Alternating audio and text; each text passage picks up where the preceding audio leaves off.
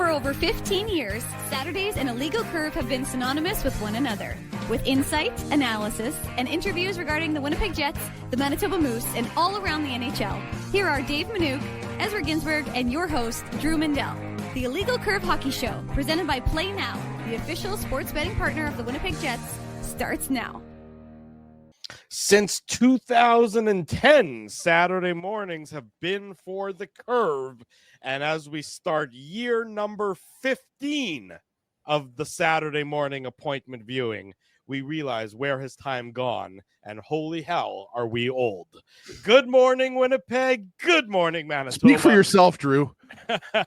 Good morning, universe, and all those joining us on our YouTube channel. Thanks, everyone, for joining us, and welcome to the Illegal Curve Hockey Show. Starting off a brand new year of Saturday morning hockey talk with today's Jets Red Wings game, getting you deep into that one as the Jets look to bounce back from their disappointing effort on Thursday night against the Anaheim Ducks, look to get back on the winning side of the ledger, and presumably Connor Hellebuyck will look to win game number 300 of his illustrious NHL career. Gentlemen, great to see you both on this Saturday morning. Nice to get started off with another Saturday edition of the Illegal Curve Hockey Show. Good morning, boys. We've already had a couple comments up there. I'm just glad I'm inside right now because it is very cold out, but hockey weather. We shouldn't expect anything else. It's early January, exactly, and it's hockey weather. So hopefully the Winnipeg Jets are going to give the Detroit Red Wings the type of reception that is conducive with the weather. Yeah. But yeah, it seems like, guys, it's meant to be that Connor Hellebuyck's going to pick up his 300th win against his home state Detroit Red Wings, but the Red Wings have won 3 in a row. They're playing some good hockey, so they've won 3 in a row. They made the coaching change right after Christmas, where Todd McClellan is now in as head coach, trying to bring some order and some structure and some character and some identity to this Detroit Red Wings organization that has been floundering for the last decade plus, I would argue. And they've won 3 in a row. So they lost their first game since he took over, but then they won the last 3. So the Jets certainly can't take them for granted, Dave.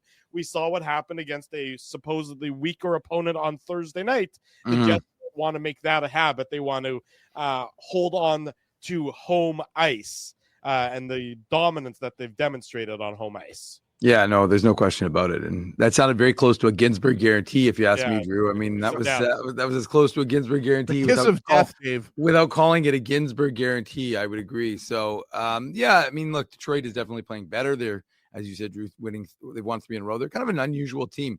Got a really good special teams. Their power play is like 5th best in the NHL, but their PK is 31st. So if the Jets get some power plays, unlike last game, then they'll have a good chance to let that red hot number 1 power play in the NHL go to work. But yeah, I mean, you can't take this team lightly, and I don't think they're going to. I think they're not happy with the complete effort that they put in on in the last game against the Ducks, and that was part of the focus of yesterday's optional practice. Is that they worked on some things, and obviously they don't have the full group. It's interesting. They're going optional again this morning at 9:30. So it seems like it's going to be from here on out that the game day skates are optional. Well, for sure. And I think that it's funny because I was joking around, I guess 2 days ago when we were talking to the players, because they kept talking, like Adam Lowry mentioned, as he practiced like 17 times. And I was like, it was very Allen Iverson, not intentionally, of course, but he didn't say we talk in practice, but he did mention the word practice. And it's true. They're going to have a lot of it. And it's funny when, as he said, where would you rather be? I can tell you, I'm sure the Jets would rather be not playing 8 straight games in January, which means, as Scott Arniel, head coach Scott Arniel, told us, 19 days in Winnipeg. But one of the benefits that this team will have is that they can really work on some things over the course of those 19 days. And so you expect them to practice as much as they're off tomorrow, but you expect that they'll be doing quite a bit of practice as they try and refine their game and ensure that there are no more lapses like we saw against the Ducks. No question about it. One of the things that they need to figure out, of course, is how to get their second line going. We talked about this on the post-game show, Ezzy and I did after Thursday, but Dave, we figured it's worth it to bring you back into this conversation as well. You have a second line that is struggling. Nikolai Ehlers. The nickname is called the Black Hole, Drew. Okay, well, there you go. The black hole of offense. That's a good way of putting it. So, clearly Vlad Namestnikov is dealing with something. He didn't take any face-offs. They alluded to that on the broadcast. Yeah. And he's banged up, and he's not, even if he was fully healthy, there's a ceiling to him as a second-line center. Mm-hmm. We know that Nikolai Ehlers is impactful, that he's still out there doing his thing. Cole Perfetti has, dried up and has sort of, disappeared a little bit.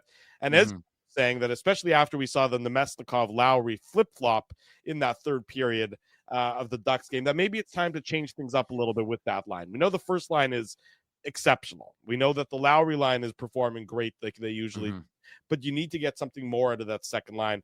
I'm of the opinion that with Ehlers healthy, I have an argument. I have time for another audition of Brad Lambert playing up there, coming up from the Moose, and getting some time to play with Nikolai Ehlers, where Ehlers can still be the driver of that line, and Lambert can still be learning from him rather than being relied on to be a key contributor to that line.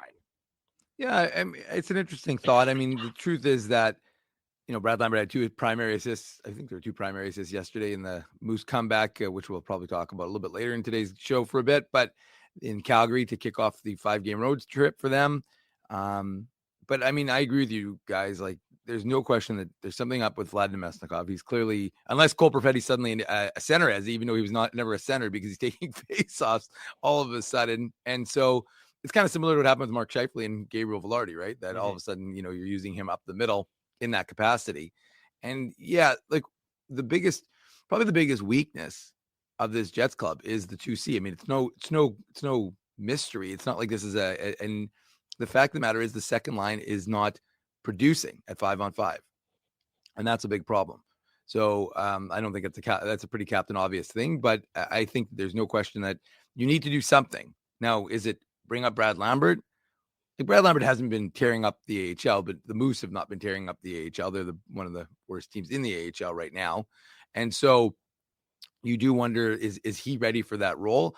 And similar to what this team, and we heard from Dean Chenoweth yesterday about the rotation and about like kind of what I've been talking about, which is what this coaching staff is clearly doing, which is auditioning guys to see how they can do without, Dylan Samberg and Hayden Fleury, which guys can kind of rise to the top, if you will, given an opportunity. And you could do that right now with Brad Lambert, or they could do similar to what they did last year, which is acquire a 2C, and then you don't put that pressure on Lambert. So, Drew, I could definitely see them doing an audition. Well, let me ask you this. Let me interrupt you there for a second there. And you talk about an acquisition, because it is, getting closer to the time where they acquired Sean Monahan last year. Yeah. So it's about a month from now that they acquired Sean Monahan during the All-Star break, give or take a couple of days, a couple of weeks, whatever it might be. But it was, on the near horizon. It is now, are you willing to consider a trade of a young prospect for a second line center who might have some term available to him? So maybe a bigger splash than a pure rental, given what we've seen of, let's say, Perfetti, given what we've seen of Lambert, given what we've seen of Chibrikov. Is now the time for Kevin Cheveldayoff to swing bigger than just a rental and maybe use one of those young forward assets that the Jets have a lot of to try and bring somebody in here on a more on a lengthier basis? Well, the guy that I have in mind would be a rental, but before I say the guy that it would be at the top of my list if I was Chevy, in terms of Brad Lambert, I just don't know. Again, I'm not saying that he wouldn't perform. I just don't know if he has the ability right now to take on that 2C role. I think that's asking a lot of him. He's still a young player. And again, you could make the argument that, well, when is a better time than now, right? The Jets need some speed on that line. They need some offense. That's Brad Lambert's game. He plays a speed game. He's got a lot of offensive upside. I just don't know if he's ready. And that only the Jets really know if he's ready. In terms of, Dave M watches the Moose a lot, and Brad Lambert's obviously, let's be honest, he's not having a great year in the American Hockey League. He's certainly not taking a step forward, but then you could make the argument that, well, the Moose team as a whole is not playing really well. And there's a lot of guys on the team who aren't having great offensive years. Brock Nelson is the guy to me, guys, that I've circled and identified. And I know there's going to be a lot of teams that are going to be interested in Brock Nelson. He's a Brock penny Nelson UFA on the New York Islanders. Yeah, he's 33 years old, but like as far as I'm concerned, that's exactly what the Jets need. To me, that's like this year's Paul Stastny, Brock Nelson. This is a guy who consistently puts up 60, 70 points.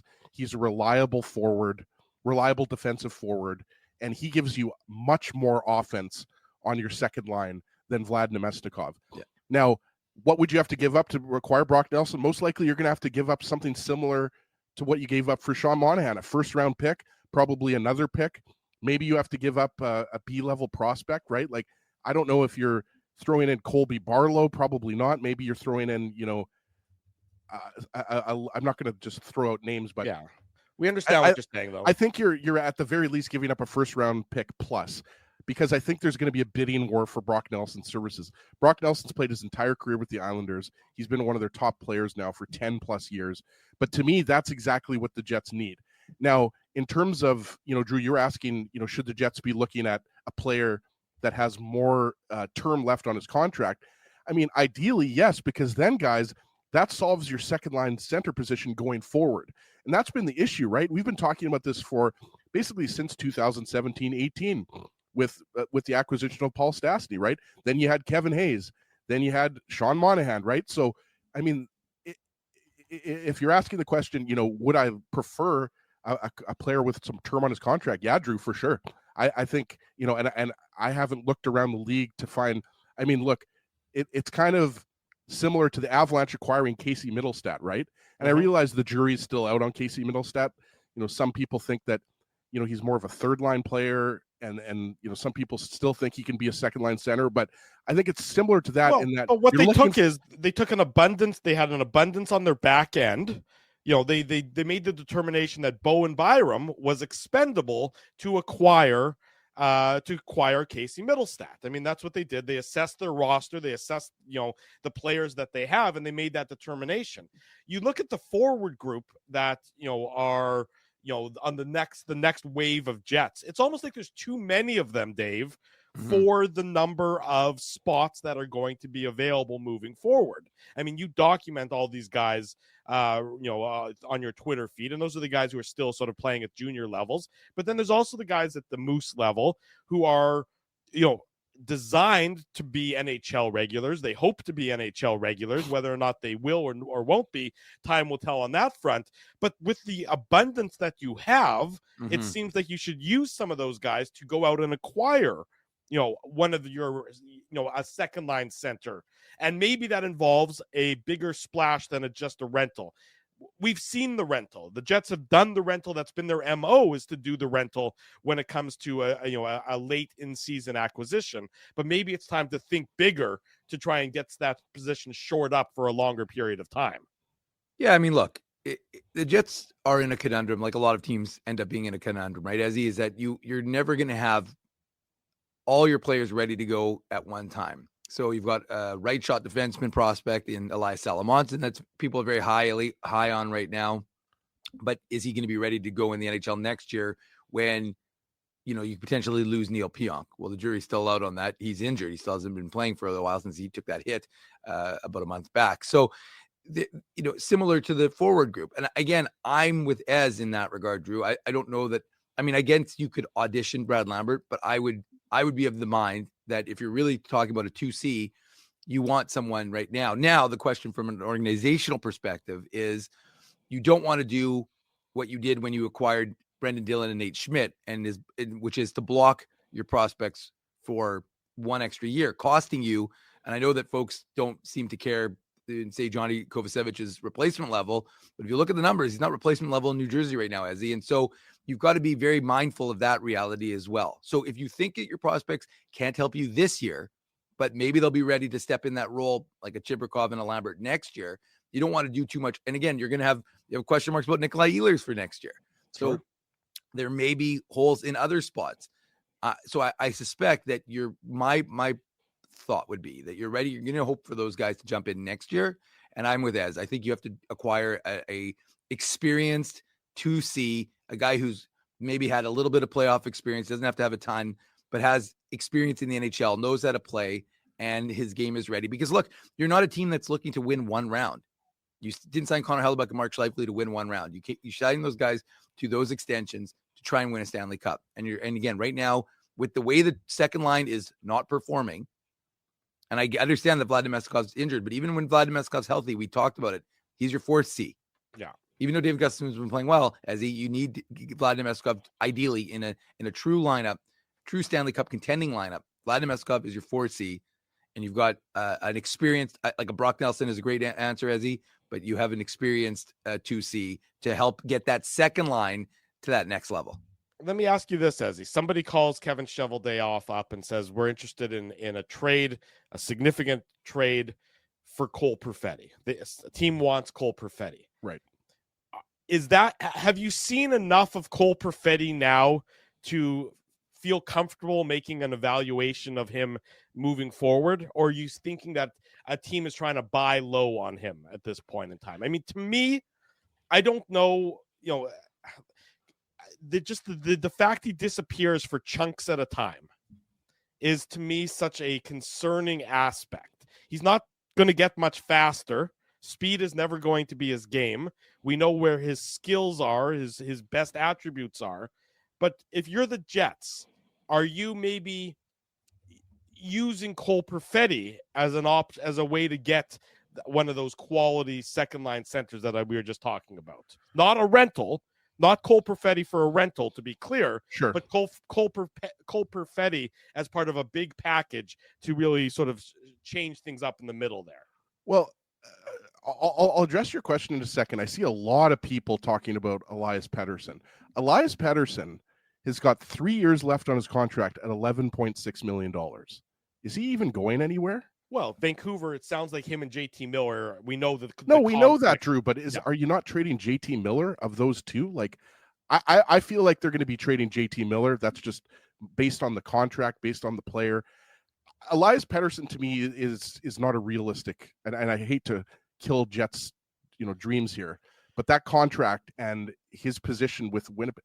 Look, I think Elias Pettersson would be great on the Jets. To have a Scheifele Pettersson 1-2 combo would be phenomenal. I just don't think it's realistic. That's my own personal opinion. You guys could disagree. In terms of Cole Perfetti, I think his upside is very high. And again, Drew, I don't want to just take the position, if I was Chevy, would I trade him? It depends what you're getting for Cole Perfetti, right? Like if you're addressing a position of weakness, which right now it's 2C and it's the left side for me, right? And that's something that really hasn't changed in many years. So if you're going to be able to acquire a fantastic second line center and Cole Perfetti is going to get that for you, then sure, let's talk. But I do still think that even though Cole Perfetti has had parts of seasons where he struggles offensively, I do think that he has a high upside. I still think you have to consider that he's a young player, right? Again, that's just my own personal opinion. I think there's signs to be concerned about in his game. I think that he gets lost in the defensive zone sometimes. He isn't producing enough offense that you would like to see out of a second line winger. So there's definitely signs there, but when he's at his best, I mean, you see the hands, you see the vision, you see the shot. He's got a great shot, right? So, I mean, if you're going to be able to acquire an elite second line center and Cole Perfetti's part of the package, yeah, I think you consider it. To me, it's just his absence for games at a time is beginning to be a problem. Mm-hmm. And it's not, young player going through some growing pains and things of that nature. But is he still a young player who should be going through those growing pains, Dave? I mean, this isn't a guy who's, in his first professional season anymore. This isn't a guy who's, unaccustomed to the rigors of the NHL schedule and of being an NHL professional. To me, the warning signs are flashing, and I'd rather err on the side of maybe changing things up before, too early before it's too late. Not the Jets' MO to be proactive and make a trade of this nature, to be clear. But to me, you needed to see more of him taking a step forward on a regular basis this year than you have seen through the first 40 or so games. Well, I mean, I think that's fair. I mean, you want to see. I think the most important thing in pretty much any player. I mean, he's 23 years old. This is his 5th pro season. So because of course he had the unusual ability to get that benefit of playing in the AHL as a 19-year-old when during the COVID year, which was significant for his development. Even though the Moose played at the place formerly known as the Iceplex SE in front of basically me. But the fact of the matter is that it's still something I whenever I walk into the Hockey for All Center, I'm thinking to myself, I think back and I think, was that real? Was that year real where I literally watched hockey? Basically, he's the only person watching pro hockey games, AHL hockey games. What's crazier, Dave, is that was 4 years ago, right? Yeah, I know. It's so wild. But anyways, no, I mean, look, the second line as a whole is a problem area for the Winnipeg Jets. And, Nikolai Ehlers obviously is still performing. Especially, on the power play. And the fact of the matter is, if you're a top 6 player in the NHL, you have to be a relatively consistent producer. Now, I saw the comments in the chat. I'd like to see what Cole Perfetti could do with a bona fide second line center. Sure. And again, someone who is going to be able to kind of bring him along. And look, there's no question about it that he's got talent. His lack of speed is not helpful for him, but there's the talent is there. And guys go through it, and you look at that and you say, okay, well, I mean, it's not ideal, but look, I think the Jets organization has a lot of time still for his development and still for him to continue to be on that upward trajectory. I just think that, that idea of what are you going to do with the second line center is more important. Now, do you dangle him? And then what do you say? Are you going to bring it? Like, who are you going to replace him with then? Are you putting one of the young prospects in his spot? Are you going to move, Vlad Namestnikov to the wing and keep that second line center? Maybe they do something like that. But I mean, I think who used to say everyone has a price? I mean, it's $1 million man. Yeah. Ted DiBiase. And I think that's the way it is. I think that if you get an offer that is so enticing to you as a general manager, I mean, with the exception of Connor Hellebuck and Mark Scheifele, who's off the table, and I'm obviously right now the top line, but who's off the table for you if you're the Winnipeg Jets? You've got to look at everything and say, we need to make our hockey team better. Look, they're the first place team. It's ironic, right? It's not like we're talking about a 10th place team that's trying to get to the 5th. We're talking about the first place team in the NHL at literally the halfway point of the season. But in terms of taking that next they're also 500 since the first 16 games of the season, right? Which so is why to me, the record has been propping them up. No, I agree. Which is why I was about to say, which is why I think you need to still make a move to get that 2C to really get your team to that next level, so you can be a more consistent team that wins at the 714 or maybe not 714, but in the 650 range as opposed to where they've been the last little bit. To me, it just seems like, if ever there was a year to really go for it and really decide that this is the season, everything seems to be shaping up that this is the year. It doesn't seem like there's a great team in the Western Conference. Edmonton is still the favorite. If you believe Dom Lucian and his numbers, Edmonton is the favorite to come out of the West. But Vegas. Guess who's second? The Jets are actually ahead of Vegas in terms of, expected to be the Stanley Cup representative out of the Western Conference. If you believe, again, Dom Lucian on The Athletic, his numbers and his how he crunches them at it's, not enough time to go into it. But he has the Jets as the second best team behind the Edmonton Oilers. And the Jets are, of course, just mere percentage points behind the Oilers. To me, right now, you still need to find some way to get things going a little bit from the Winnipeg Jets perspective. You need to find a way to get that second line going. And Cole Perfetti has not turned into be that line driver as of yet that the team needs. So if you can use him to acquire that line driver, especially one with term, because if you get one with term, that insulates you a little bit from losing Nikolai Ehlers for nothing. You can't trade, you can't acquire a rental for your second line and then have 2 pending UFAs on your second line in Ehlers and rental X. I think that's just a little bit dangerous. That leaves too much uncertainty for years to come. But from the Jets' perspective, I would consider it. I would say, Cole Perfetti, you've plateaued a little bit. I'm not saying this to the player, but, internally, I'm saying he's plateaued. He's still young. A lot of teams would definitely take a chance at him, but maybe that's who we should be considering in a larger trade to really reshape this lineup. I always go back, and I know it's going to make me sound old. The Toronto Blue Jays were a pretty good team when they had Fred McGriff and they had Tony Fernandez. The crime dog. The crime dog. And you remember who they were traded for? I don't know if you do. They were traded to the San Diego Padres, McGriff and Fernandez. Wasn't it for it wasn't Delgado, was it? No, it was for Joe Carter and Roberto Alomar. Yeah. So remember, they were a pretty damn good team with McGriff. What about Dave Winfield? Well, no, Winfield was acquired from the Minnesota, wasn't it? No, Molitor came. Winfield, I thought, came from the Angels, but I could be. I'm really now confused. I could talk about the old Blue Jays all day long. But my point is, the Jays were a good team with McGriff and Fernandez. Right. They became a World Series winning team with Alomar and with Joe Carter. So sometimes you've got to think a little bit aggressively. The only thing I would add is, like, if you look at what Kelly McCrimmon does in Vegas in terms of the ruthlessness with which he makes deals. And look, Vegas is not Winnipeg, and Winnipeg is not Vegas. There's clear advantages to him being a GM in that market versus, this market. And so I think that, as I said, and I should have mentioned in my comments earlier, Josh Morrissey also off the table. I didn't include Josh Morrissey. Off limits. No, I know, but I was like I said to the chat when they were mentioning it, he's clearly I was thinking forwards more, even though I mentioned Connor Hellebuyck. And I guess according to you, Dave, Kyle Connor's expendable. No, I said the top. I included the top line. I said basically the top line. We know. Nobody's saying Dave Manuke, trade Kyle Connor, headline on tomorrow. Well, no, it's true. Right now, the headline is Drew Mandel, trade Cole Perfetti. But I think the fact of the matter is that you're just if you're Kevin Cheveldayoff, nothing is off the table right now in order to make your team better. That should be the bottom line. Yep. And it should be, like, again, I don't think it's from within yet. I think that's something you look at next year. I think at this juncture right now, you need to bring someone in. And if it is someone you don't want too much term.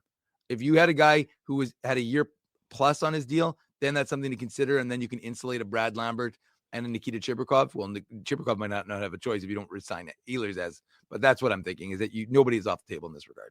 I'll tell you what, the Jets we're talking about the Jets bringing people in. We're going to bring in Jeff Hamilton after this commercial. So stay tuned. Hammer, have another sip of coffee. Jeff Hamilton of the Winnipeg Free Press is up next this morning on the Illegal Curve Hockey Show, presented by Play Now. Drew Mandel, Dave Manuke, Ezra Ginsburg with you. Don't go anywhere. Bottom of the hour. Welcome back to the Illegal Curve Hockey Show. Drew Mandel, Dave Manuke, Ezra Ginsburg with you. Past the Tuesday, all January long at Boston Pizza. Something that I can see. Ginsburg's eyes are a little bit lit up at the sound of that news, that as he can delve into some delicious Boston Pizza pasta. Jeff Hamilton of the Winnipeg Free Press is our guest this morning on the show. Hammer, good to see you. Happy New Year. Even though I know it's after January 3rd. I'm not allowed to say it according to Larry David, but I'll say it anyways. Nice to see you. Great to see you, gentlemen. I was going to say, I was sitting back in your fancy new green room. Look at all the commercials come up, the production. I've accepted a lot of cookies in my days, boys, in my searching of the internet. But it's the first time I've accepted cookies for an interview show. So whatever information you're gathering from this, guys, I hope you don't do too much with it. But always great to wake up Saturday morning with you, gentlemen. How are we doing? We're doing great. Thank you, Jeff. That was a good start to the interview, I must say. We were talking about Cole Perfetti to start off the program, and sort of the desire for more, and if there is more, or should the Jets be using him as a part of a trade, trade talk, a bit of dangle him in trade conversations.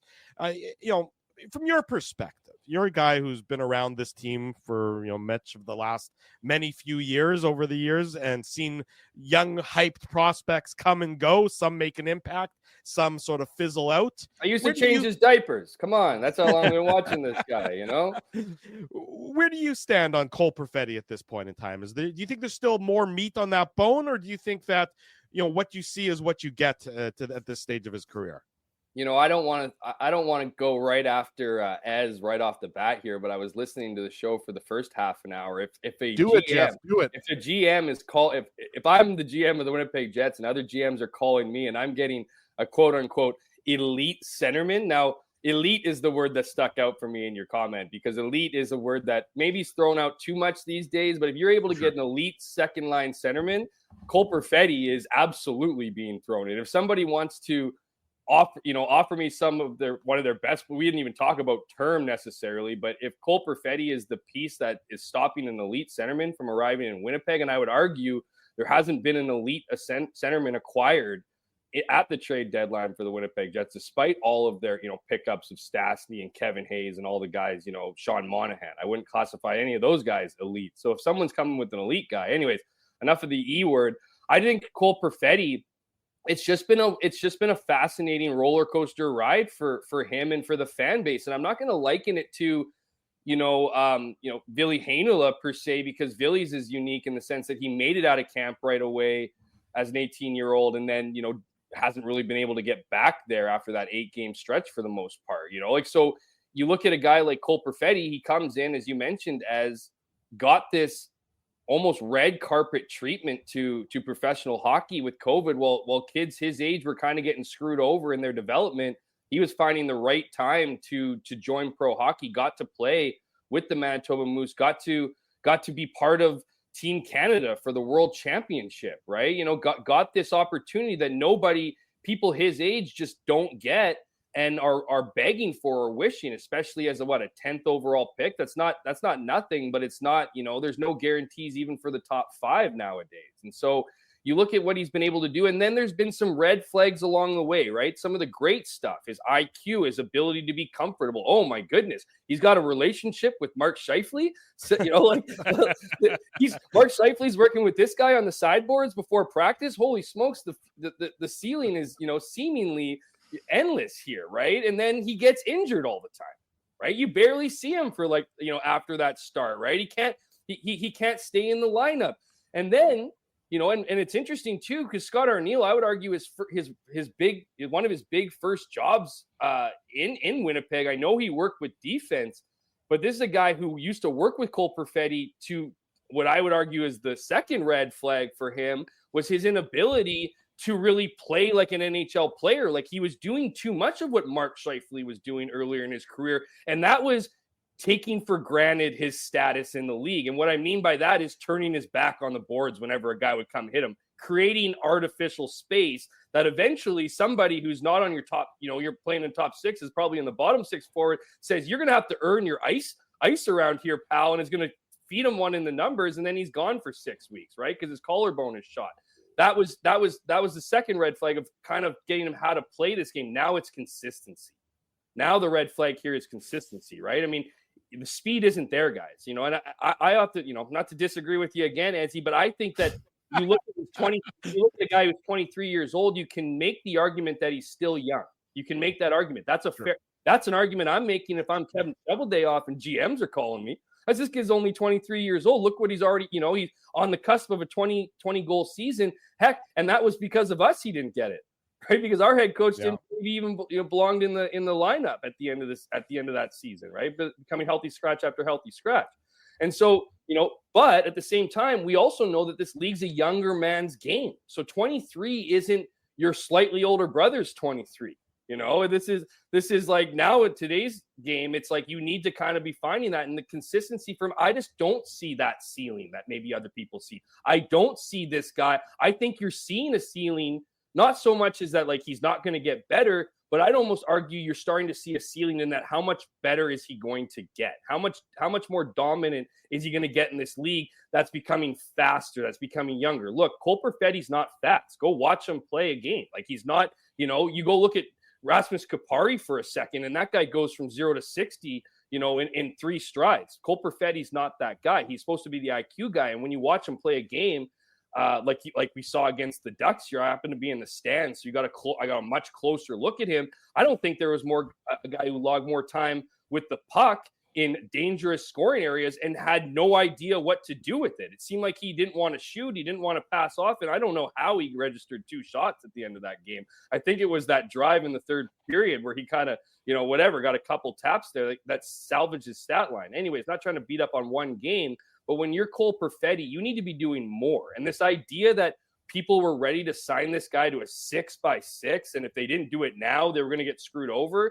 I don't think this guy's even a $5 million a year player. And until he starts taking over, I think he's hurting the Jets more than he's helping that second line, because constantly trying to figure out what they need to do for this winger who's not coming up when they have the issues you've been talking about for much of the show, a centerman who can't, who can barely keep his head above water on that line. So Hammer, now that you've roasted me pretty nicely here, just kidding. No. I like it. I mean, Cole Perfetti, as you know, Hammer, is a hot button. I mean, he's a player who's under the spotlight right now. There's a lot of people that want more out of, a lot of fans that want more out of him on that second line. I wanted to ask you though about the pride of Saint Vital, because I'm sure that you saw that report coming from our good friend Frank Saravalli, saying that keep an eye on the Jets, keep an eye on the Avalanche and the Leafs.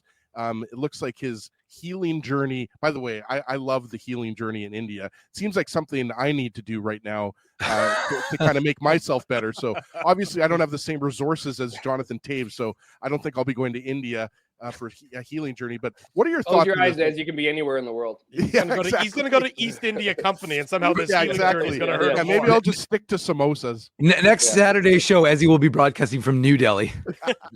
I wish. He's actually opening a new deli, though, is what he's doing. That's funny. You set Drew up for that one, but Hammer, like honestly though, is this a pipe dream? Like Jonathan Toews coming back to play for the Jets, winning the Stanley Cup. Like, do you give this any validity?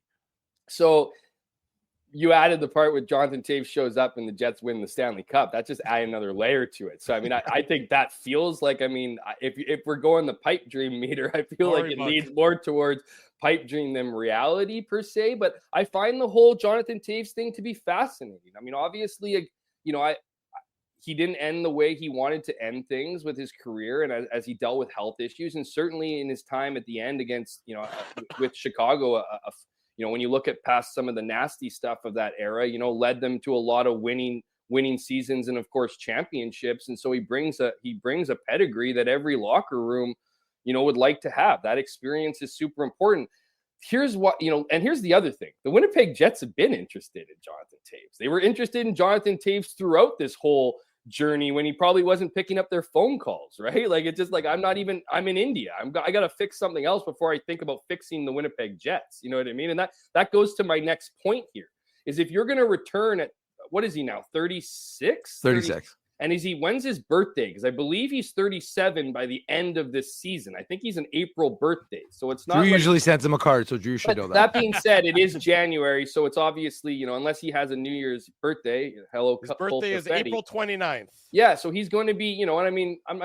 I mean, by the time he start the playoff run, he'll be 37 years old, right? And I mean, that's, 1 year doesn't make a difference until guys you start getting to our age, and 1 year makes a heck of a difference.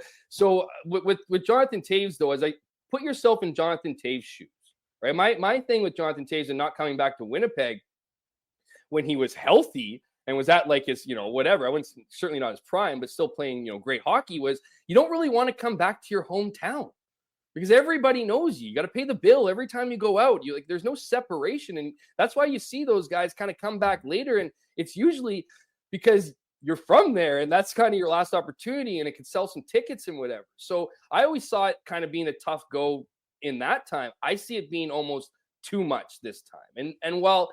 And maybe this is just the outside noise. Obviously the Jets got it going on, within their group right now. They're playing well. I mean, they're not playing well since that historic start, but let's not ignore the historic start. Like, that doesn't count.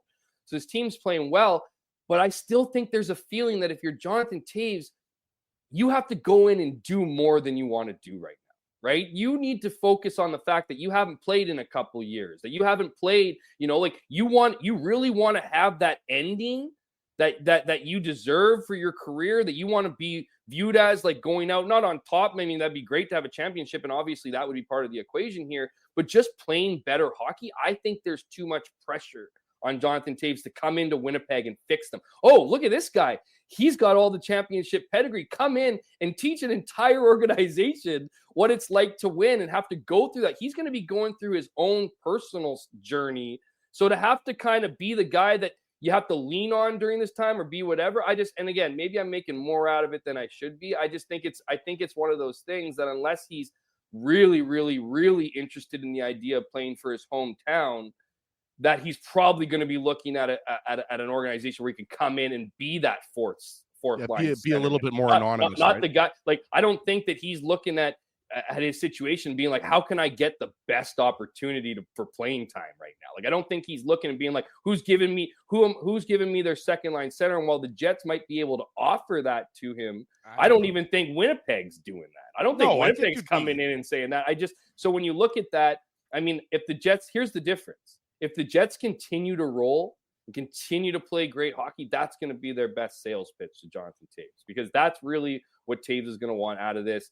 I don't think he necessarily wants a championship. He certainly doesn't, quote unquote, need a championship, but I do think he wants to go to an organization where it's less hard on him, where he can regain that, and almost kind of hide in the shadows and not be a guy who has to carry the team on the ice. And so he can get up to speed. And then when he gets going, he can kind of join the rest of the pack. And I just don't know if that environment is here in Winnipeg from, a team perspective and some of the outside noise perspective. Jonathan Toews coming back to Winnipeg, putting on a Winnipeg Jets jersey would be a massive, massive thing. So that's, again, carries the emotional part, carries added layers to what would be, a cool, but certainly I would bet challenging comeback.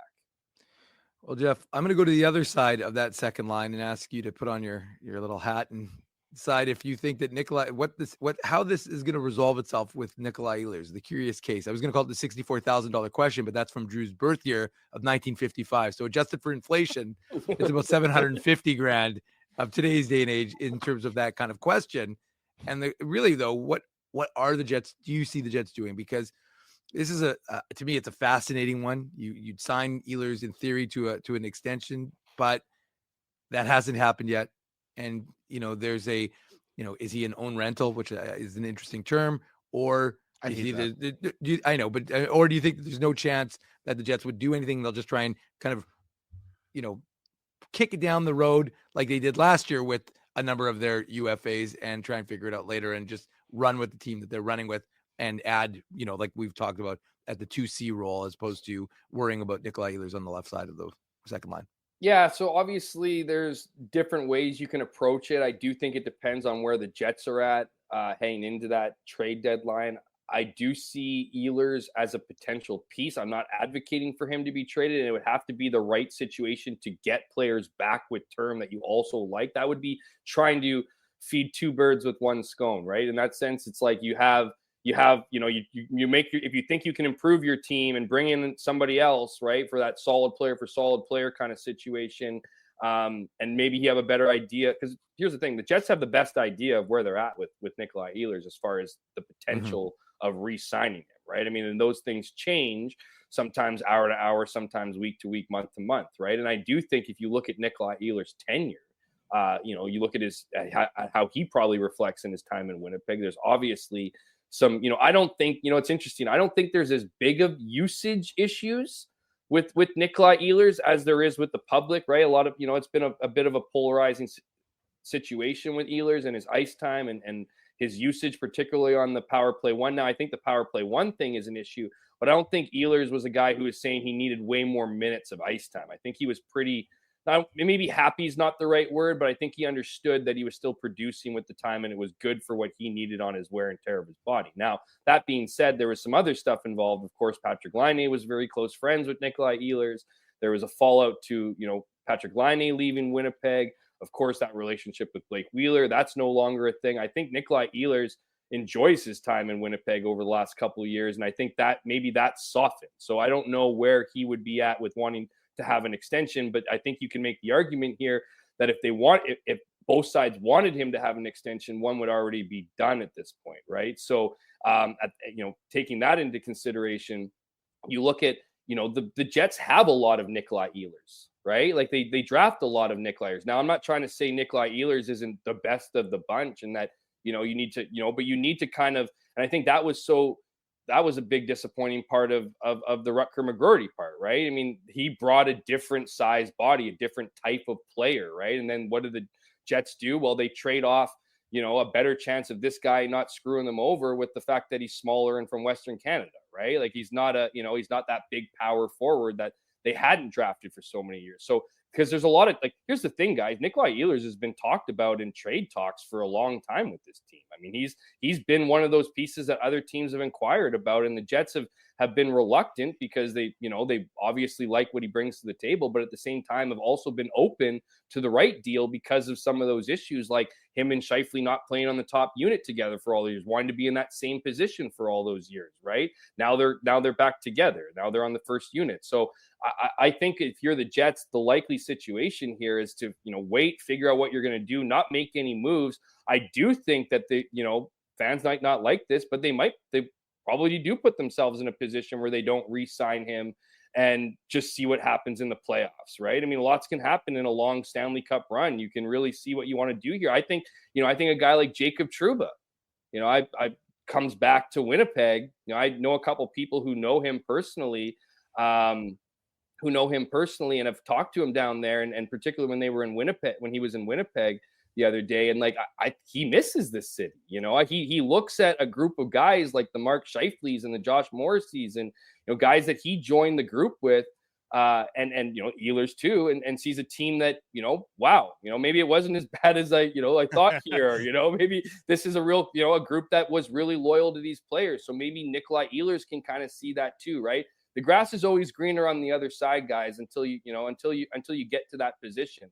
So we'll see what happens here, but it is a unique one. I think it's one of those situations where the Jets have been back and forth with whether or not they want to commit to Nikolai Ehlers long term. I certainly think that's been playing in Nikolai Ehlers' head of whether or not he wants to return, long term here. And he's in a situation right now where he's at the top of his game, right? Some of the injury stuff is behind him. He's ultimately a point per game player when he's healthy, and so that equates to big contract numbers. And if you're Nikolai Ehlers and you're staring down, you've already been staring down an uncertain future, not having that contract. What's waiting a few more months to see how really interested teams are in the NHL? Jeff Hamilton of the Winnipeg Free Press is our guest on the Illegal Curve Hockey Show, presented by Play Now, talking about the Winnipeg Jets. The Jets in action against the Detroit Red Wings a little bit later on tonight. Jeff, it was a couple weeks ago that Blake Wheeler made some news with his comments, that interesting interview about leadership and the leadership dynamic and sort of how he had to adjust, throughout the end of his tenure here in Winnipeg. As a guy who, in your role covering the Jets, had more than a few interesting conversations with Blake Wheeler, what did you think of his comments the last couple weeks? Yeah, he told on himself. What do you mean? He finally said it. So now everyone can come over to reality and we can talk about how this guy was just an asshole in the locker room more often than not. That's what he was. We witnessed it every day. So some of those issues that we'd have in the media are when I get into it with them in Phoenix that one time, or in Glendale or in Winnipeg a handful of times, right? I mean, it goes all the way back to Gary Lawless writing a column about the Muskoka 5 Winnipeg guys, right? Using the whole Toronto thing. Blake that was my first run-in with them. He would get in front. Gary never showed up to the practice next day. We all stood in front of him. And it was just he was giving 2-word answers. So this is just who I am. I just can't sit there and say nothing and just go, okay, yeah, no, he's just pissed off. So I say, you got something to you want to something off your chest or whatever. And he was just that guy. But at that time, I bring that story up because at that time he was willing to kind of do these back and forth. He was he was a great quote, right? Blake was a great quote back then. And then over time, and he talks about getting the C and how much pressure he felt and wanting to deliver. And here's the thing. I wrote when they bought out Blake Wheeler's last year of his contract, I wrote a thread of what I'm pretty sure was not pretty sure. I knew what was happening within the organization in his tenure there. And he ultimately just reiterated what I said in that thread, right? He cared so much about hockey. He wanted everybody to work his way, win his way, do all the things his way, because he was putting in what he thought was 120% in effort every day. But the problem is there was no consistency to his attitude. And if there was consistency to his attitude, he was just never a nice guy to be around. And so he sowed division with younger guys. He brought it every night. Again, no one was a bigger warrior than Blake Wheeler. There were several times over his career, watching him, where you'd look at him, you'd be like, wow, this guy could, like, I don't know what could literally stop this guy. And we found out essentially in what was his last year in the NHL, was getting injured in New York, right? Like, that was ultimately what forced him from the ice, because this guy played through everything. But at the end of the day, he was his own worst enemy.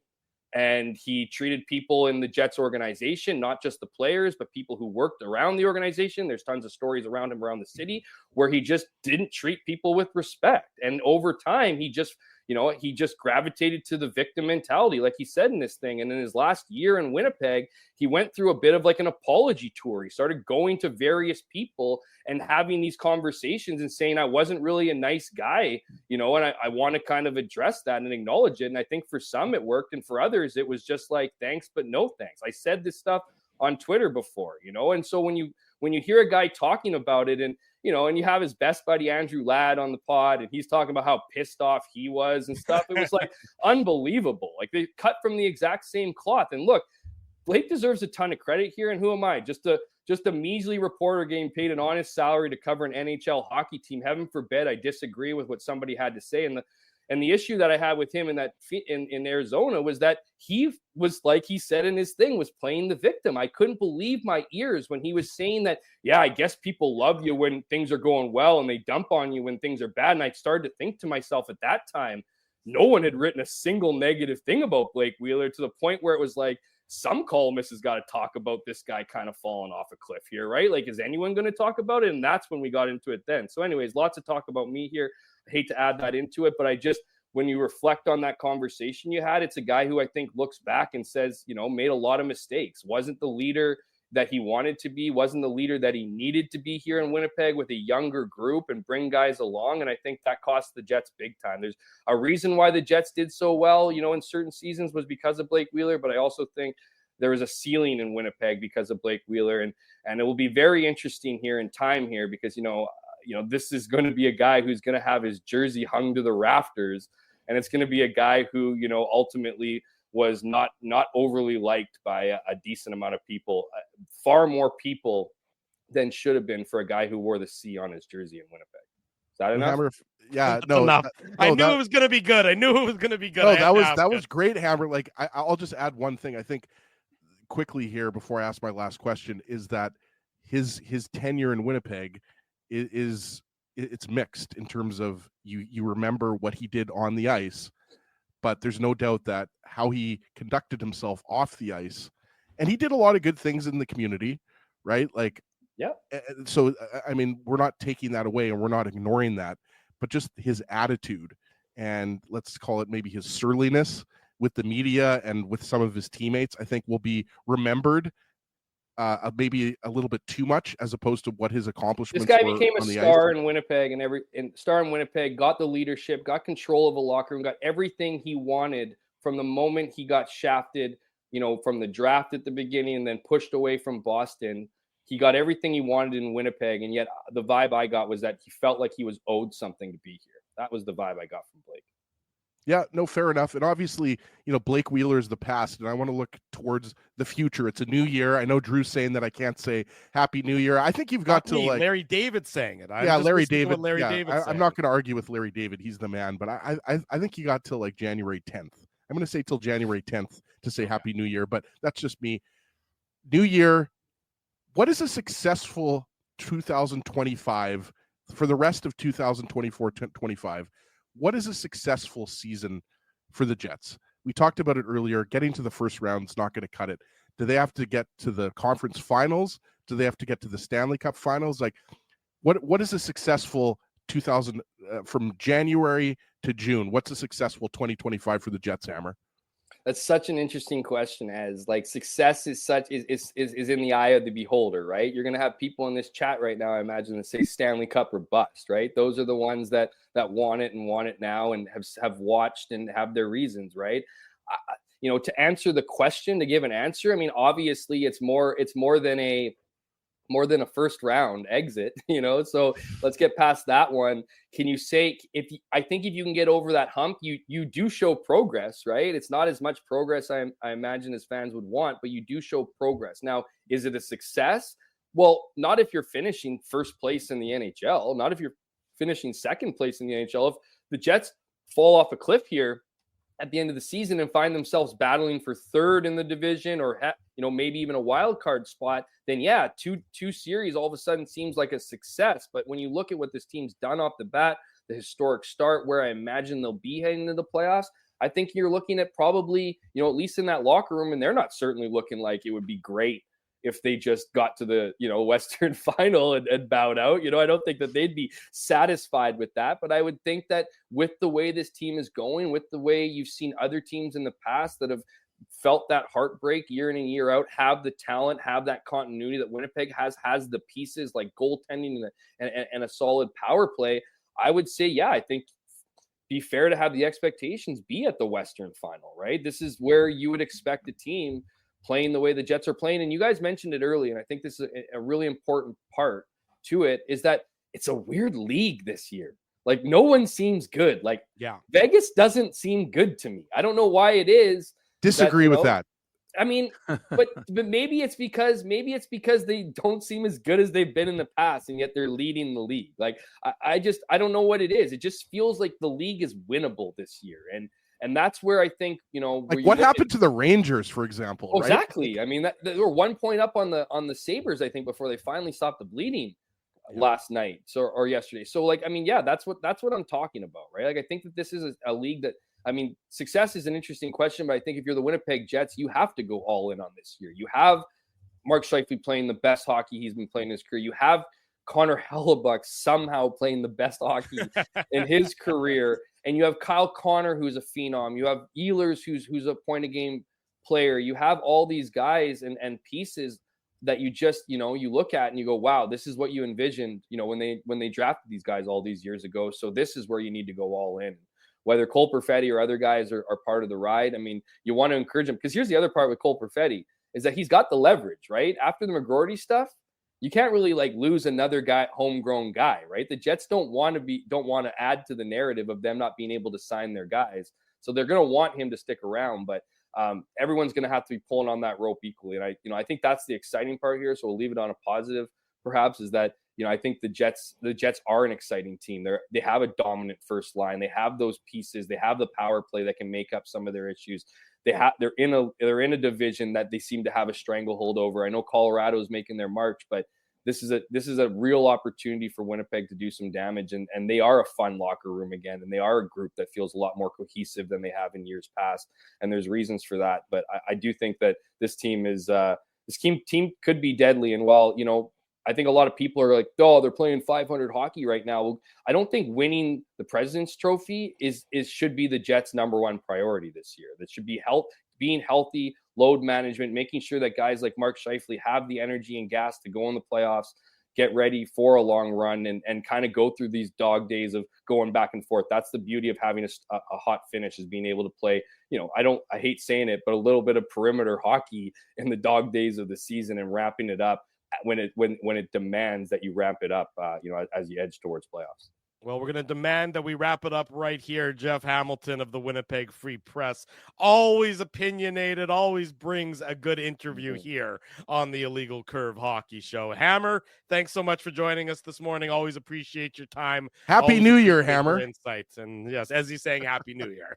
Happy New Year to you guys too. Always love coming on. Hope I got the heart going on some people, and enjoy that. Enjoy the end of breakfast. It's Jeff. They're still waiting. It's a beautiful day outside. Jeff, they're still waiting for your Crosby prediction from last time you were on. Oh man, could you imagine if that would have come forward? I love that. I love those pokes. You're right. I mean, why isn't Crosby here? This is a team he should be playing for. He should be hyping these guys up. I'm telling you right now, if they be playing the way that they were playing now, back when we were talking about this, who knows? 87 would, probably have a statue be built out here in 10 years for his one season in Winnipeg, delivering a cup. You know how it is. That's hey, dare to dream, guys. There's lots out there. Dare to dream. Well, Jeff, if it comes true, we'll just clip it and pretend like you said it this year. Well, first of all, I need to clarify something. I wasn't calling for Crosby to be here. I said Crosby would be the perfect person to come here. You think Taves would be an amazing acquisition? They would need a Sidney Crosby. It would be amazing. And, Pittsburgh, I don't know what's going on over there. It doesn't seem like the best place to be. Come over to Winnipeg. Don't look at the temperature right now. And I'll tell you right now, it's what they need to put in the advisories when it's minus 15. It's actually beautiful in Winnipeg at minus 15, 16 when there's no wind. Right. So I think that needs to be whether it needs to be like, the writers need to add it into their stories and bracket. You guys need to talk more. Like, yeah, it's cold, but you can get the wind in check. It's not that bad. There you go. Tourism Manitoba presents Jeff Hamilton here. Bad. Just send Sid a Thermea brochure. He'll be good. Totally. Exactly. Hammer. All right. Thanks so much, guys. Thanks, buddy. We'll see you soon. There he goes, Jeff Hamilton. I'm with Darth Skater. That was the best interview we've done in 2025. That's true. By far the best interview so far in 2025. When we come back, we're going to talk about what's happening at the morning skate. Some interesting guys on the ice in non-contact jerseys. A little bit more about the Jets and the Red Wings. And then Sam Stockton, who covers the Red Wings for the Hockey News, is going to join us at the bottom of the hour. Drew Mindell, Dave Minuk, Ezra Ginsburg. It's the Illegal Curve Hockey Show. It's presented by Play Now on this Saturday morning. We want to thank you for not betting with Play Now and choosing our illegal gambling sites instead. Because we couldn't afford things like this without your money. So much of your money. Now you might have questions like, do our profits benefit your community? No. Or bet with Play Now, Manitoba's local legal and secure gambling site.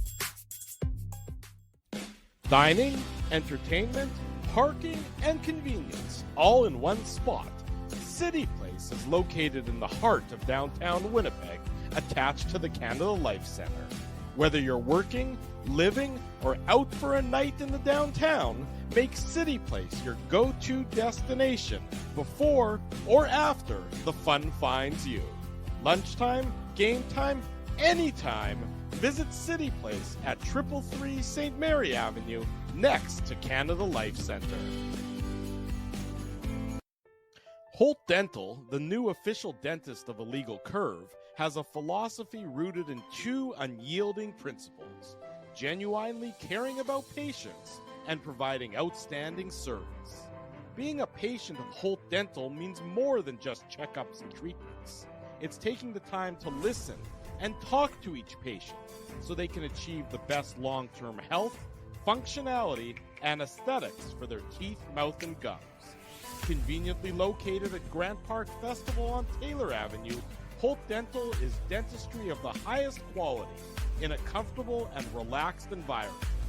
For more information, visit holtdental.ca. Oh, and there's plenty of free parking at the front door, too. Celebrating its 40th year as Winnipeg's home for stand-up comedy, Rumors Restaurant and Comedy Club has recently been named Canada's top comedy club and a top 5 comedy club in North America. From birthday parties to date nights to fundraisers and everything in between, Rumors is your destination for the best and most affordable live entertainment Winnipeg has to offer. For more information on upcoming shows, Rumors' incredible promotions, and to purchase tickets, visit rumorscomedyclub.com. This January at Boston Pizza, every day is Pasta Tuesday. That means BP's famous pastas start at just $11.99 every single day. Create your own or go gourmet for just a few bucks more. Come on in for Pasta Tuesday pricing any day. Only this January at Boston Pizza. Welcome back to the Illegal Curve Hockey Show presented by Play Now. Hour number 2 starts here on this Saturday morning edition. Drew Mindell, Dave Minuk, Ezra Ginsburg.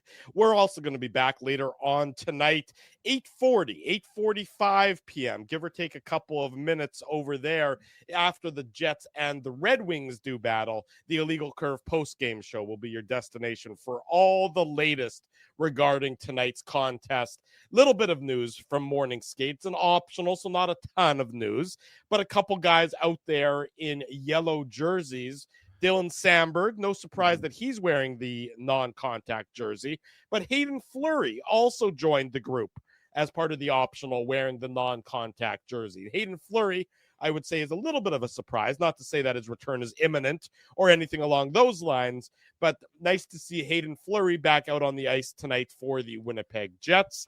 At least part of the non-contact group for the morning skate. And Connor Hellebuck, to no one's surprise, is expected to get the start in goal. He went through his regular routine, as the indicates he'll be the starting goaltender tonight for the Winnipeg Jets. So that's your quick update from morning skate as the Jets look to take advantage of a Detroit Red Wings team that's been playing some better hockey, but still has some woes.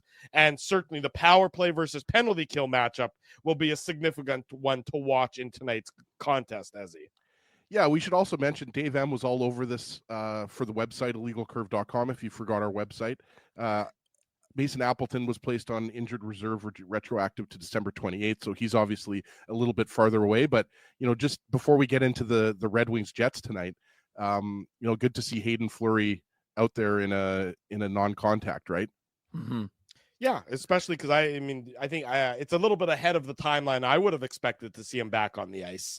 Again, non-contact doesn't mean that it's imminent, but given the way he went out with that injury, the week-to-week status that Scott Arniel reported on him, to be out on the ice January 4th is a little bit ahead of schedule from what I expected. Yeah, I would agree with that, and I think Dave M would agree with that as well. And I think, guys, based on Dylan Samberg and Dave M has been at practice, so I'll let Dave M get in here because I haven't been watching him skate, obviously, but with this long homestand and a couple days between. As you muted yourself, he somehow muted himself. I think he hit the microphone. I think it's on the mic as you might be. The microphone itself. There you go. I think you're good now. Coming in good now. Yeah, now you're sorry about that, boys. Got a little too excited. Yeah, I got a little excited. I hit a chord there, my double chin. But when you consider that the Jets are in the second game of an 8-game homestand, and there's a couple days between the game on Saturday and the game on Tuesday against Nashville, you wonder if he could come back as early as Tuesday, right? Certainly, Dave, I think you would circle those back-to-back games at home against LA and Colorado. You'd have to think Samberg will be back for sure by then, based on the way he's skating, right? But I wonder if that game against Nashville is when we see Samberg back. Well, I think if sorry, Dave, but if he they're off tomorrow, but if he practices in a regular jersey on Monday, then you would expect it'll either be Tuesday or maybe they give him, they have Wednesday, Thursday off as well for practice days. That's kind of what I'm thinking, Drew. I'm kind of thinking those back to back. Again, this is just me speculating, but I'm just saying I think Dave get in here, but it seems like at the very least he'll be back for those 2 games against LA and Colorado. As I thought it was appropriate to let you speak on the guys who are in yellow non-contact, given the color of your shirt, but it's orange. It's yellow it's yellow on camera. Yeah, it looks a little yellow. I know orange is your favorite color, but it definitely looks a little. What are you talking about? Am I colorblind? This is orange. No, I mean, on camera it comes through as yellow. It was coming through. I can see it. Let's get the chat in here. Is it yellow or orange? No, I can see it. Yellow is going to win in a landslide here. Yeah, especially with the light. On the right hand side. The pink from the fiberglass insulation is reflecting off of the camera light. Here we go. Creating a yellow hue. Making fun of me because of the drywall again.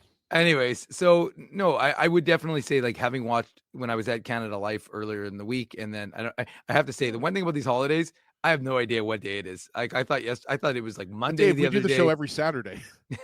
This day I know what it is, but I'm saying this whole week I've had no idea what day is what. But when we were at Canada Life earlier in the week, his skating looked good, and when he was at Hockey for All Center yesterday, I do think he's moving quite well. And I think that's probably a very good sign for the Winnipeg Jets because, and if you didn't hear, we talked to, Dean Chenoweth about the D, and he went, fairly extensive over the way those guys are playing and talked about Dylan Samberg and his hockey IQ and his ability to kill plays. So interesting stuff from him. Of course, that's on our YouTube channel. You can watch it after, not watch it when we're talking. But yes, it's definitely an encouraging sign that Hayden Fleury is back skating because, of course, he suffered that lower body injury against the Leafs. Sorry, the people who are listening to the podcast can't see some of these great comments that are coming through via the chat. It's a lot of orange. It's a lot of orange. Let me tell you. Okay, well, it's funny because it's funny after seeing it now. I see it as orange, but I got to tell Matt Hyman saying gold, which is more similar, I would say, to orange. Gold is not more similar to orange than Mark yellow. Sports Videos calling it peach.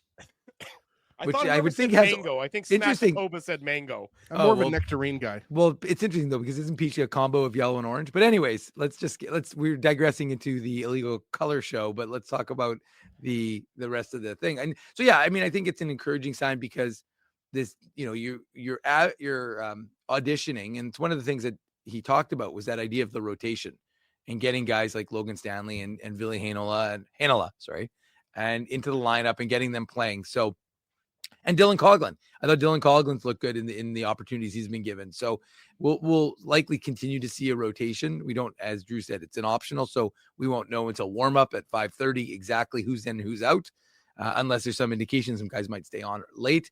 And so if that happens, I mean, it would have happened already, I would imagine, but it could be happening now. We'll see if our boy Ken Wiebe is usually pretty on top of that stuff.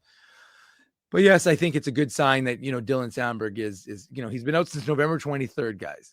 It's a long time since, the colored shirt that Ezzy's currently wearing. Well, not really, but they lost him in that Nashville game. And so he's definitely a big part of this team. And we've seen how important he is, especially on the PK. Well, it's interesting. You talk about the defense and you talk about Dean Chenoweth's comments the other day. This is in Ken Wiebe's article in today's Winnipeg Free Press. He wrote about Ville Heinola and his play as of late. And it's interesting to point this out, that Heinola has been on the ice for 6 goals for and just 1 goal against at 5-on-5, in his time since. Is that good? That is good. I mean, if you look at it strictly on the goals for, goals against, 5-on-5 numbers, it is good. There's been some warts to his game, no question about it, and there's been some aspects of his game that leave you concerned. But over the last week, I'd say, as I see a player on the back end who's getting more comfortable in that role. Now, he's only comfortable in that role, as far as I'm concerned, when he's on the left side. He needs to be on the left side. That's where he's at his best. And I know that circumstances dictated that he might have had to play on his offside for a little while there. But I did that stat pack jumped out at me a little bit regarding Ville Heinola and how he's sort of beginning to grow into the role, over the last little bit. It'll be interesting to see how much more leash he has, though, of course, if Hayden Fleury's return is more imminent than we would have expected.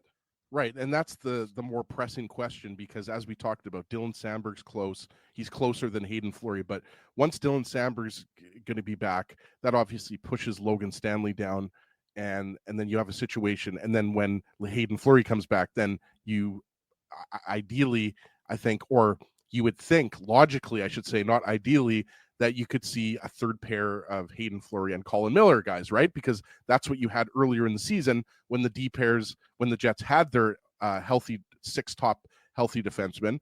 And, then again, it's not ideal, right? And that's why the comments from Dean were interesting, because I mean, you didn't expect necessarily you didn't expect the Samberg injury and the Hayden Fleury injury to happen at the same time. And what's happened is you've been able to experiment with Heinola, as you mentioned, Drew, on the offside. But, it's not ideal for Ville Heinola to be your 7th defenseman either, right? So, I mean, what happens? I see a rotation continuing on the third pair. I really do. I tend to agree, yeah. And so we're going to be talking about this a month from now. Samberg's back, Hayden Fleury's back, and probably they're rotating in Heinola, Stanley, and Fleury. And it's like whoever plays the best, guys, is probably going to take that job. Well, I want to see when Samberg gets back, and obviously you got to give him a little bit of leash, Dave, to get sort of caught up and get back up to speed, having been off the ice and not been in game situations for a while. But I want to see what that does to Neil Pionk in terms of stabilizing Neil Pionk, because that's Drew, what it does to him. Well, I mean, you hope that you recapture that, because Neil Pionk, that Minnesota connection, right, Dave? Well, yeah. When Neil Pionk was at his best earlier this year, he had Dylan Samberg there as just sort of the safety net and Mr. Reliable, where Pionk obviously has, goes through fits and starts and stops where he can be a little bit more chaos in his game. So if they can get back to that benchmark where they were earlier in the season, then that really does do a lot, I think, for the top 4 of the Winnipeg Jets. Not to say you don't still look into options to improve upon it, as we've talked about, on this show, throughout this show for the last 80 or so minutes, that this is a year where you really do, I think, act aggressively in improving your roster. But Dylan Samberg back to speed, if he gets back to the speed he was at before, does wonders for the Winnipeg Jets and for Neil Pionk.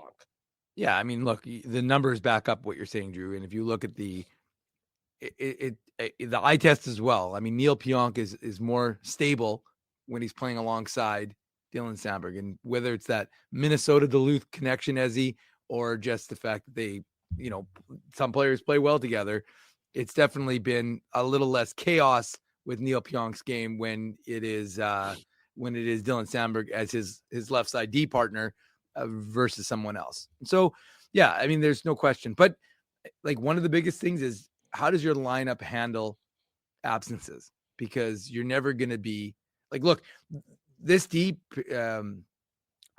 group was completely healthy last year. Mm-hmm. So the problem for Ville Heinola was the fact that he couldn't get back. I mean, he was 2 months behind everybody else, which is a factor. I mean, it is something that has to be taken into consideration, right? Like everyone else started the race in September and he didn't. And so he is playing catch up. There's no nice way of putting it. It's just the reality of his situation is that he is catching up to everybody. Like he was at the same starting point when they were on day 1 of training camp. The only problem was by day 2, he wasn't. So that's his reality, is to try and, expedite it as best he can while obviously, still playing within his structure, within his game. And so, yeah, I mean, obviously getting Dylan Samberg back, Drew, will be massive for the team because like we talked about, the PK hasn't been the same since his absence. Yeah. And the team hasn't been the same since his absence. We talk again, like I said, don't listen to me, listen to what the assistant coach who's in charge of the D had to say about Dylan Samberg and his import and his hockey IQ and what he brings. And that's why what did we discuss as he on last week's show? The need to get him signed. And again, not to like, he's not going to make huge money because he's not an offensive defenseman. And, those guys tend to make a lot more. But the fact of the matter is he's a stabilizing force on this team. He's a well-liked guy in that locker room. I can tell you that much. And the fact is that he is a integral part of solidifying a left side on the Jets defense. Well, going back, we have talked about it, but let's talk about it for a second. I mean, if you're giving him an 8-year contract, are you not comfortable in the $4.5 to $5 million range? I mean, I am. I think that he's shown enough. And I think, we were having that discussion in the off season, whether Dylan Samberg was ready to take that next step as a second pairing defenseman. Well, he is, right? Mm-hmm. And so I think that, again, it's just, this is just a fun exercise to talk about what his next contract could look like. But I think a lot of Jets fans would have absolutely no problem. Not that, Chevy and Larry Simmons are signing contracts based on what they think the fans are going to like. But I'm just saying that I think that, he has done enough. Samberg, that is, has done enough to earn himself a long-term contract with the Jets. I think that's. I don't think they'll go 8 years with him. I don't think that I don't know that he's going to get. Why not give him 8 years? I just don't know that he's a max term defenseman. I think he's a great defenseman. I think that they'll look more to a 5-year deal is where I think they would look. You have Morrissey and you have DeMello both expiring in 28. And I don't think you want Morrissey, DeMello, and Samberg expiring all in the same year. So I would expect that they would go maybe a year longer than that or 2 years longer than that with Samberg, which would make him a 5 or a 6 year deal as opposed to a full on 8-year deal. I mean, I think if you're ready to give him 5 years, Drew, at 25 years old, like why not give him 8 years? And I don't think Samberg wants 8 years. I don't think Samberg would want 8 years. I think Samberg would want 5 years, 4 years, 5 years, something like that. Give maybe an opportunity for him to increase and improve the offensive side of the game.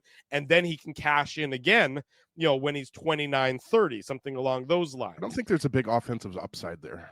Well, that's the question. So, that would be, is there more, this is a guy who last year had 18 points in 78 games. He's got 6 points so far this year. He's missed, of course, the big chunk of games. What's the offensive upside to a guy like Dylan Samberg? Can he get closer to 30 points? Can he get closer to between 30 and 40 points? Or is he capping out at a 25-point defenseman? A very steady, very solid, very consistent, very stable 25-point defenseman. What's that offensive upside still there, Dave? Because I think Samberg thinks he's got a little bit of upside left there offensively. Yeah, I mean, look, you're talking about a guy who's 25 years old. He's still got some growth to his hockey game, and so.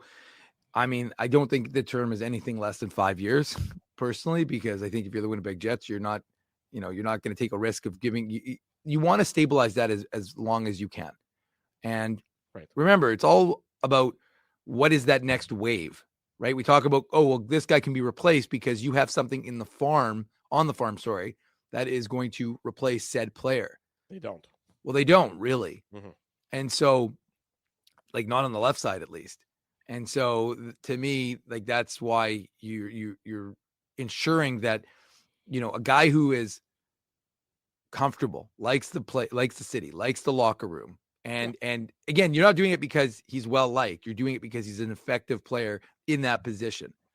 And we talked about for years in terms of, like, what kind of numbers he could put up. Again, like I said, I don't think you're ever going to get a big goal scorer as he in that regard. But I just, like I said, I tend to look back and you look at what Brendan Dillon's numbers were for years, for like 3 goals, 2 goals. Last year with the Jets, he had a career year. He had 8 goals. But Brendan Dillon wasn't a big scorer, right? He had 2 goals, 21 assists 2 years ago with the Winnipeg Jets. But I'm just saying that from that. Brendan Dillon's capped out at 23 points. That was his career year was in 22-23 where he had 23 points for the Jets. So that's my point, is that you're for a second pairing guy, Josh Morrissey is going to be providing you with the offense on your left side. Yes. On your left side, and so I just think that Dylan Samberg is your shutdown guy. And a huge assets for this Jets team. So, like I said, I'd give him 8 years. Well, if I had the checkbook, I like I said, I think you're signing him to. I would say at least my feeling is it's at least a 6-year deal. Yeah, it feels like Dave M is doing Prices Right and just one-upping Drew by 1 year, giving him that 1 year to hopefully he wins this debate here. I'm going to be going back to this conversation in the year, and I'll be like, see, 6 years. 6 years, 6 by 5. Well, if you're talking about Brendan Dillon, if you're using Brendan Dillon, and I mean, we know the reasons why you talk about Brendan Dillon and Dylan Samberg sort of in the same breath. I mean, Brendan Dillon's his biggest contract was 4 years, $15.6 million. That's just under $3.9 million a year. Sorry, that was his highest AAV before he signed with New Jersey at $4 million this year. I mean, this is a guy who signed 5 years, $16 million, 4 years, $15.6 million. Now, assume that everything's a little bit more expensive. Yeah, the cap's going up, of course. Because the cap is going up. But you're really talking about a guy who's, maybe he's a $4.25 million a year player. I'm fine with that. Yeah, I think I'm fine with that too. And I think that you probably look at that. I don't think that the Jets would go 8 years full on with it. I don't know that Samberg wants to go 8 years as well, but I think 5, look, if you can say that your left side of your defense from now until the start of the 2030 decade, give or take, is going to be Morrissey and Drew just Samberg. bring up 2030 decade? Well, it's 5 years from now. We're talking about contracts for a guy who's the Roaring 30s, as he experienced them in the 1930s, and so I thought I'd make it to 100 years to the 2030. When Drew's celebrating his 100th birthday in 2030, is that called a centenarian, Drew? Somebody who's 100 years old would be called a centenarian. Yes, that is correct. In any event, though, but I mean, I think the Jets would be fine if their left side of their defense for the next 5 years was, Morrissey and Samberg. I mean, it's no question. You just you mark it in, and you're comfortable with that. The right side is obviously where you're in flux. You would expect that Sal Monson is going to come and hopefully sort of take over from the Dylan DeMello role. I mean, DeMello's under contract until 2028 as well, as we just talked about. So, that's maybe a little bit more in flux, but you really don't have any other options on the back end to speak of. The Jets are bereft in beyond Sal Monson of what you would hope to be relatively consistent options on your back end. Sam Stockton is backstage. He covers the Detroit Red Wings for the Hockey News. That's our cue to take our final commercial break. When we come back, we'll do that. We'll talk about the Jets' opponent tonight, the Red Wings. Much more to come Saturday morning. The Illegal Curve Hockey Show presented by Play Now. It continues. Don't go anywhere. Commercial free from here to the top of the hour. Welcome back to the Illegal Curve Hockey Show. Saturday morning, Drew Mandel, Dave Minuk, Ezra Ginsburg, the Jets and the Red Wings later tonight, which means the Illegal Curve postgame show right around 8:45 p.m. Central Time tonight to talk about the Red Wings. We're thrilled to welcome to the program from the Hockey News. He covers the team in the state of Michigan. Sam Stockton joins us on the program. Sam, good morning. Thanks so much for joining us. Good morning. Great to be here with you all. Thanks for having me. Our pleasure, Sam. 3 wins in a row for the Red Wings since the coaching change. They lost the first game right after the change was made, but 3 in a row since then. Todd McLellan behind the bench now for the Red Wings. Obviously, 3 wins in a row. That's a good thing. what's job one for McClellan in his role as the new Red Wings head coach? What is the top priority when him and Steve Yzerman were sitting down to discuss the job? What did he need to do more than anything else as it pertains to this Detroit Red Wings hockey club? It's a great question. I think the thing that he specifically named himself as his biggest priority was not something really to do with kind of tactics, X's and O's, stuff happening on the ice, but rather with team spirit. He's used that word a bunch since getting to Detroit, and he talked about obviously a team that's in a position where it needs to make a coaching change is one that's going to be dispirited. And that's something that you could see in the Red Wings play, the way they were sort of languishing. You could hear it in going to the locker room, hearing them talk about games. He named it specifically in relation to Dylan Larkin, who's had to shoulder so much during his time as Red Wings captain in what's been, one of the more difficult eras for the franchise in its history. And I think something that you've seen from McClellan almost right away, and you're right that they lost that first game and trailed 5-0 after 2 periods in his debut, which obviously is not the start that he would have wanted. But he was very sober in his assessment of that game, talking about, okay, this gives us a roadmap. Now there's a path forward. And I think with McClellan, there's been an injection of energy to do with that idea of spirit, and also a sense of his experience giving them a particular path of how they want to improve. So as far as on the ice, they've talked a lot about sorts, tracking back in the defensive zone and cleaning up that aspect of their game. They've cleaned up the penalty kill at least a little bit, which is certainly not perfect at this point, but is a lot better than it was at the end of Derek Lalonde's tenure. And I think those things have led to the positive results that you're seeing in the form of this 3-game win streak. Sam, one of the things that stands out to me about the Red Wings this year is the power play, right? 5th overall. And obviously, they've got some elite power play snipers in Alex DeBrincat and Dylan Larkin. Is it just that they've got the great talent on the power play? Have they changed anything systems-wise? Like, why has the power play been so successful? Because I think a lot of people are surprised to see that with some of the Red Wings struggles, not recently, but earlier in the season, they've been having trouble scoring goals this year. Mm-hmm. Yeah, and I think it's striking that they've struggled so much offensively despite having a really good power play almost the entire season. From a personnel perspective, there were definitely some fairly significant changes in the offseason. Shane Gostisbehere had been really good running that first power play last year for Detroit, and Moritz Seider has more or less taken over that role, even though it was initially supposed to be Eric Gustafson, who was signed in free agency to potentially do that. Also, losing David Perron was not an insignificant loss for the power play. He was a guy who was so good in those kind of retrieval situations, winning pucks off the wall. But I think someone who obviously Kane and DeBrincat, like you mentioned, Dylan Larkin is really good in that bumper spot. Lucas Raymond has continued to grow in all aspects of his game and become a more productive player. But I think someone else who deserves quite a bit of credit there is Alex Tanguay. He's the assistant who runs the Detroit power play and is a holdover from Derek Lalonde's staff. But he, I think, does a very good job of finding looks for that first unit, of figuring out where vulnerabilities are going to show up in an opposing penalty kill. In moments when the power play does go through some sort of slump, it feels as though he's able to kind of find the right answers to get them out of that. And I think that's something he's done a really good job with. Sam, you just mentioned in your answer to Ez about Lucas Raymond, and quite it's unusual path for a Red Wings prospect that we're used to. We're used to seeing them in Grand Rapids, and they marinate, and then eventually they make that jump. Of course, Lucas Raymond, the 4th overall pick from 2020, didn't need that sort of time in the AHL. So why has that been a bit of a change in philosophy with Detroit with so many first round picks, that they're bringing them up sooner, or are they still allowing them? He just was a bit of an exception to that rule.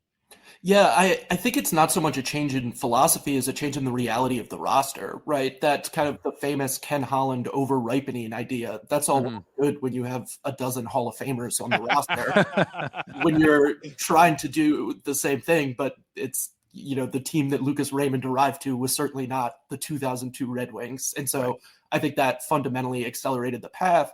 And so that does make things look a little different as you're seeing guys learn and develop on the fly in the NHL, as opposed to seeing those guys do all of that work in Grand Rapids. And it's not that we haven't seen any of that. Simon Edvinsson is a guy who I think really benefited from his time in Grand Rapids last year and had a really strong close to last season, has been really good this year as well.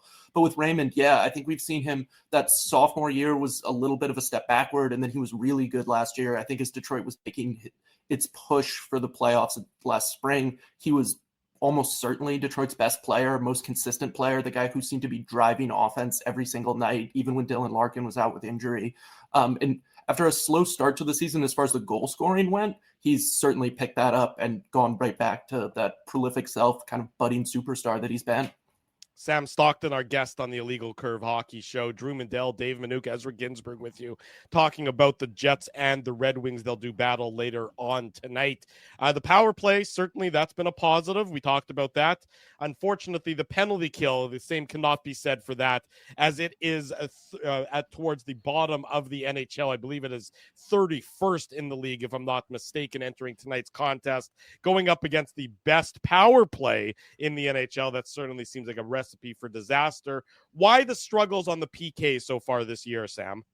You know, I think it's been a little bit of a mystery, because that's one where the personnel really doesn't explain much of why it's so much worse than it was last year. It's not as though they've lost key pieces the way that you might have been able to say with the power play, which has in fact gotten even better.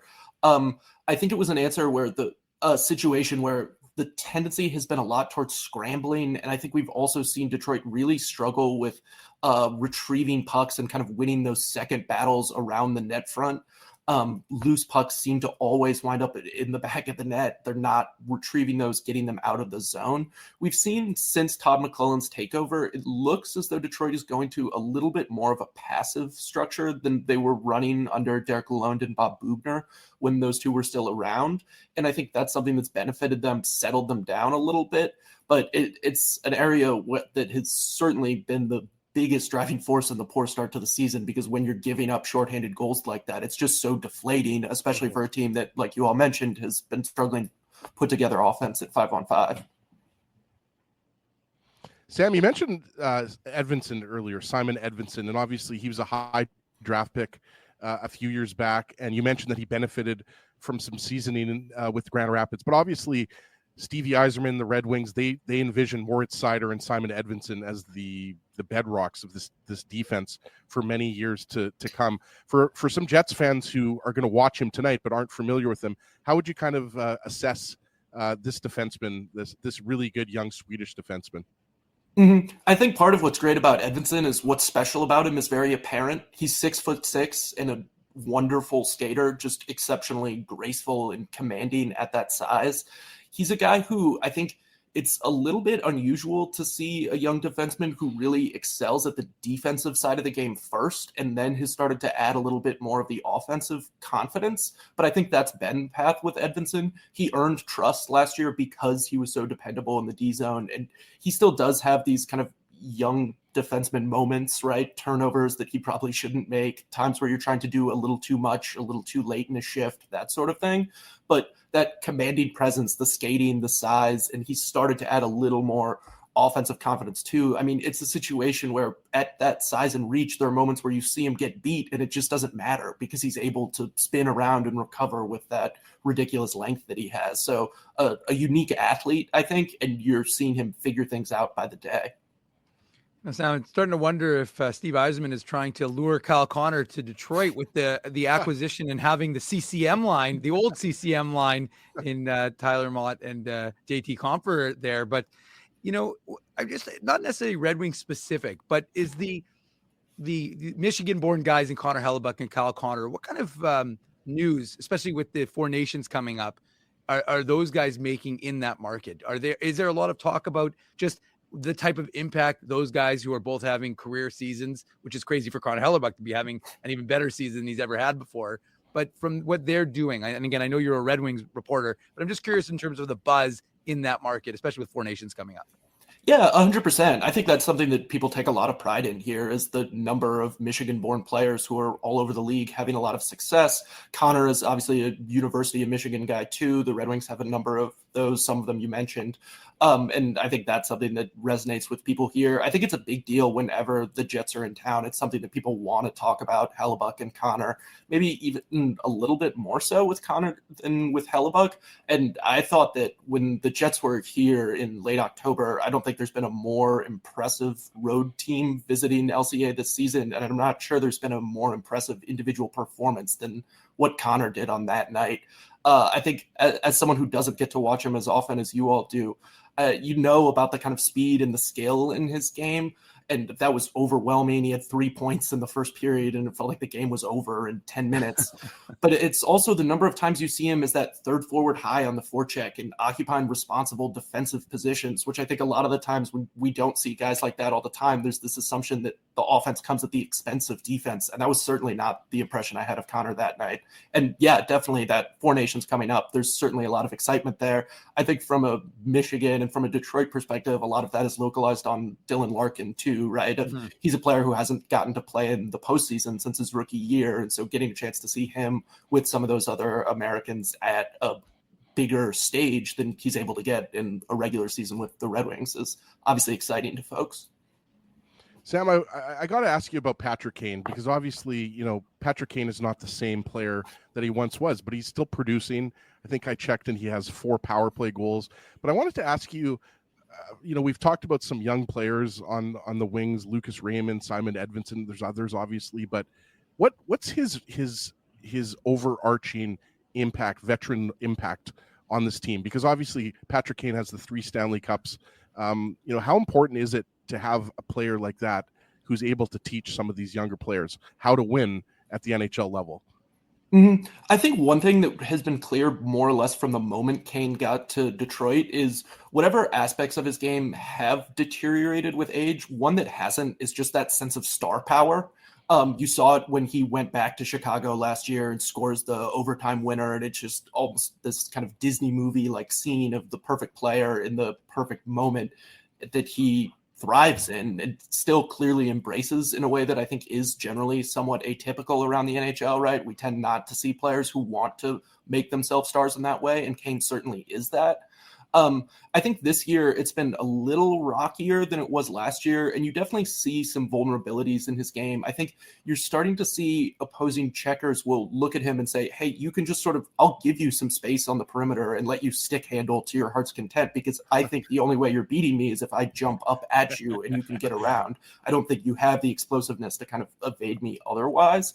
He's definitely still a ridiculously effective passer on the power play, and I think that's something that you're continuing to see. That's probably one of the bigger ingredients in what works about that unit for Detroit. So yeah, definitely a sense of diminished skills, and obviously at some point here, even as there's been this bump under McClellan, there's going to be a conversation about the trade deadline, and he's on an expiring contract. Is he a piece that the Red Wings could potentially get something from at the deadline should things continue on the general trajectory they're on right now? Sam Stockton of the Hockey News talking about the Detroit Red Wings is our guest Saturday morning here on the Illegal Curve Hockey Show. Sam, goaltending, when you have it, it's a great thing, as we know here in Winnipeg. When you don't have it, you're always desperately searching for it. You know, the Red Wings have used 4 different goaltenders, if you include Sebastian Cossa and the one game that he's played this year. Where is the solution to the goaltending problem in Detroit coming from? And then tonight, if I'm not mistaken, is it going to be Alex Lyon is your expectation, or do you think it's going to be Cam Talbot tonight for the Red Wings? Yeah, my assumption would be Lyon for tonight. As far as your initial question about the kind of solution for the Red Wings in goal, I think it becomes a question of timescales, right? As far as the short term goes, that Lyon-Talbot tandem has been generally quite effective, and maybe in some ways that was the most concerning part about the start to the season for the Red Wings, is they were getting really good goaltending and they weren't getting results at all. It felt as though the only way they could win was by getting that goalie driven result. But I do think the there is a lot of optimism around the long-term future in net. You mentioned Sebastian Cossa, who made his NHL debut this year, playing the second and third periods of a game that he ended up winning in the shootout in Buffalo a few weeks back. And then beyond Cossa, you also have Trey Augustine, who is a sophomore at Michigan State right now, playing for the USA at World Juniors, and has been a really, really dominant goaltender at the junior level, winning World Junior Gold last year, winning the Big Ten championship in the regular season and the conference tournament with State, winning U18 Worlds before that. So I think that is one position where you look at the Red Wing prospect pool, and it's pretty unassailably optimistic to have both of those guys potentially in net in the future. Sam, I'm just curious. I have to ask you about Andrew Copp, of course, former member of the Winnipeg Jets draft pick, and signed that 5-year deal in Detroit and on Ann Arbor product. So, and another one of those University of Michigan guys. But from your perspective, how has that contract kind of evolved, and how's it looked since he signed it? Yeah, it's interesting. I think with Copp and another former Jet, Ben Sherratt, those two guys were signed by Detroit on the same day in July 2022. And I think for a lot of Red Wing fans, those two have become sort of the embodiment of some of the frustrations with the overall direction of travel of the Red Wings under Steve Yzerman, where you saw Yzerman make this decision that their path out of the rebuild was going to involve spending some money on unrestricted free agents to try to accelerate things a little bit. And that means paying premium prices for players who are not superstars, right? They're the type of players who come available in free agency. And that was Copp and Sherratt. And I think for a lot of Red Wing fans, it's been disappointing from, in Copp's case, a production standpoint, with points especially. But I think something you have to be realistic about with Copp is the way that usage has conditioned that production. He's basically never played on the first power play in Detroit, or at least not for any sustained run. He's gotten a little bit of power play 2 time, but even that, there hasn't been a ton of it. Last year, we saw a lot of his minutes in a sort of checking role with Christian Fischer and Michael Rasmussen. So yeah, it's not a huge surprise that he was not putting up huge numbers, but he's actually third on the Red Wings in 5-on-5 scoring this year, which I think would be a surprise to a lot of people. He's ahead of Dylan Larkin. He's ahead of Patrick Kane in 5-on-5 scoring, but he's not getting that, 30 points a year boost out of being on the first power play. Right now, he's playing on a line with Kane and DeBrincat, and I think that's a place where you see a lot of the best of his game. He's a really good passer. He's a really smart player, great hockey sense, anticipates well. And I think Kane and DeBrincat have brought out a lot of the best of his offensive qualities. So while in a lot of ways it's been disappointing, that sort of bottom line production, I think when you look at the context, he's been a reasonably effective player. It's just like a lot of the Red Wings, it's felt as though the kind of sum is not as great as the individual parts for a lot of the time that he's been in Detroit. Sam Stockton covers the Detroit Red Wings for the Hockey News. Sam, fantastic inaugural appearance here on the Illegal Curve Hockey Show. Enjoy tonight's contest between the Jets and the Wings. Thanks so much for doing this, and we'll do it again real soon. Thanks so much for having me. Happy to be back anytime. Our pleasure. Thanks Sam. Take care. Great guest, Sam Stockton, joining us this morning on the Illegal Curve Hockey Show. Real good insight into the Red Wings, a team that we really only see twice a year. The Jets already went into Detroit and they won earlier this season. The rematch will go later on tonight in about 7 hours time, give or take, a little bit more than 7 hours. The Jets and the Red Wings downtown Winnipeg will be the site for that one. No lineup changes for the Winnipeg Jets, so it's going to be the same roster that we saw on Thursday against the Anaheim Ducks. Connor Hellebuyck, of course, in net, going for win number 300 in his illustrious career. So no lineup changes for the Jets. Post-game show tonight, 8:45, back here on the YouTube channel as we talk about everything to do with the Jets and the Detroit Red Wings. Apologies for having to jump out there briefly. My dog, God bless her, knocked over the garbage can. She's rambunctious. She's getting a real rebellious. She like 17? She is 16 years old, and she's very good at doing one thing and one thing only, and that is knocking over the garbage can, which is about twice the size of her. She's able to get up on her hind legs and pull down the whole garbage, and was on the verge of causing some chaos. But fortunately, we got into that before she got into it. As long as you're not eating out of the garbage, I think we're good, Drew. No, I'm not Costanza. I know that oftentimes he's my spirit animal, but I've not, in fact, started eating out of the garbage like George Costanza. And I apologize for cutting in and out. Guess what? My battery is low and my cord came unplugged. the same old story that I have. So that's why I was cutting in and out. But I was like, what is going on? Everybody's popping in and out. I'm on the top, then I was on the bottom. I didn't know what was going on, but we had some Esdemodium and Drew Demodium there. Drew Demodium. That's a mouthful. If you was a little bit of a mouthful. Drew has to take Imodium sometimes. Yeah, sometimes the belly gets a little. I was waiting for that comment.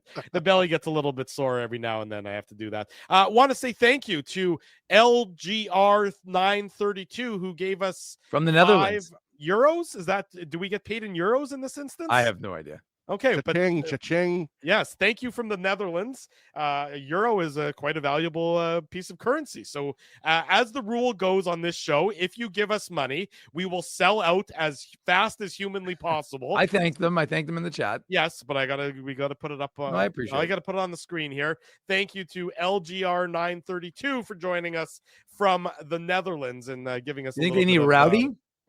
I don't know if it's Rowdy. I wonder if they know Rowdy. I said I don't think it is Rowdy because Rowdy. Well, no, it says Luca. It says Luca there in small font. Okay. So there you go. I'm assuming that's his name. Again, I wonder if they're a friend of Rowdy's. That was what my question was. Not that if they are Rowdy, that whether they know Rowdy, the Dutch Jets fan. It's a good question. I don't. Goes back to what we've always said. We're huge in the Netherlands. Yeah, we are huge in the Netherlands. No question about that. When Jets, you didn't even tie it to my shirt, Drew. Orange is the color of the Netherlands. Is he still convinced your shirt's yellow, has he?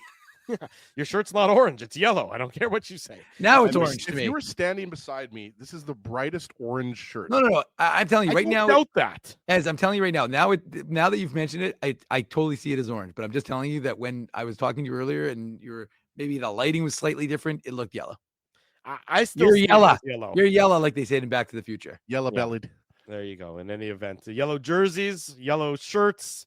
Red and blue for Dave and myself today. Just as an aside, can we agree that those ducks, those orange helmets? No, I love it. Actually, I was gonna say, really, I thought they were kind of cool. No, I don't like it. Quack quack. Doesn't do anything for me. I think that's one of those things that conceptually looks better than it does actually on the ice. Like when you see a picture of it or when you hear the idea of it, it should work better. But something about it just doesn't fancy my doesn't catch my eye. Really? Look at that. Look at that. Yeah, beautiful thing. I know what you're saying. I know how it looked. I watched the game on Thursday as well. Even though Doug thinks I didn't watch the game on Thursday, I did. Ooh, you and Doug. It's okay. I'm just giving you and Doug have beef apparently, Drew. No. Doug likes to criticize, so I'm just throwing back a little bit. But it's all in love. Doug knows that I love him, and I know that Doug loves me just the same as well. Tonight, post-game show, Moose, though, Dave, they went into Calgary yesterday, and they fought back. And put on your antlers. It's time for the Minute Moose Minute on the Illegal Curve Hockey Show.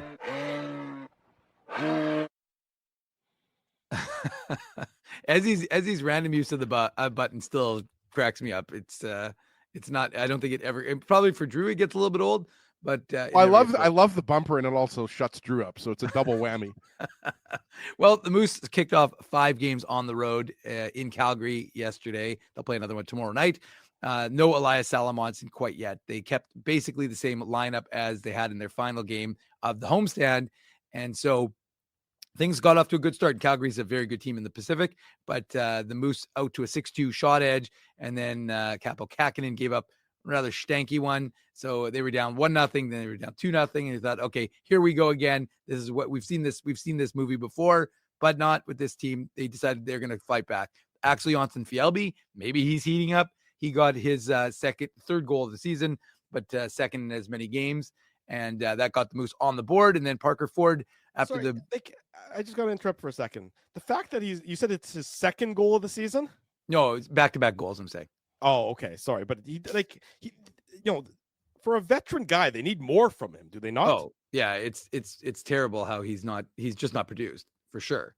No, there's no question about he's one of those veterans that, I mean, when you're talking about why the team has struggled, right? It's in part because the veterans are not producing. I mean, he's got 3 goals in 28 games. He's got 9 assists, but still it's not sufficient. At this stage of his career, a guy who's, very much an AHL, NHL tweener, you would expect him, or the Moose would expect him, to be towards the top of their team in scoring.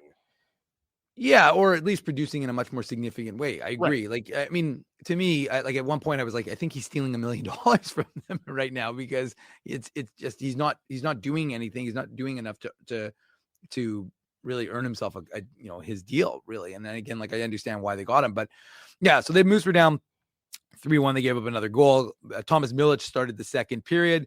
Maybe that gave the Moose a little bit of a bounce. Parker Ford, he got his fifth. Nice little wrister to make it a 3-2 game. Of course, the Calgary struck back quickly, so to make it a 4-2 game. As and you thought, okay, well, third period, are the Moose, going to have a little bit of a push in them? And late in the third, they did. The all prospect line: 2021 first rounder Chaz Lucius, 2021 second rounder Nikita Chibrikov, and 2022 first rounder Brad Lambert. Their second straight game together, and Brad Lambert, nice work along the wall.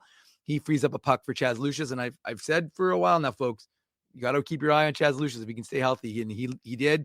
Fired off a nice little wrister, his third goal of the season. Of course, he's played a lot less games than everybody else, so he gets his third goal of the season. It made it a 4-3 game, and then of course, with the net empty, which has not gone very well for this Moose club, Mason Shaw finishes off a Brad Lambert shot, which ended up right beside the net. He deposited into the empty net to tie, or not empty net, but into the vacated net at that point. 4-all game, went to OT. The Moose parted like the Red Sea, and I mean that by sea like that, yes, pun intended, of course, in Calgary. And they ended up losing 5-4. But again, positives rather than the negatives is that they fought back, being down 3 different times by 2 goals. And of course, that their prospects got started and they scored 4 goals, which is not something this team has done.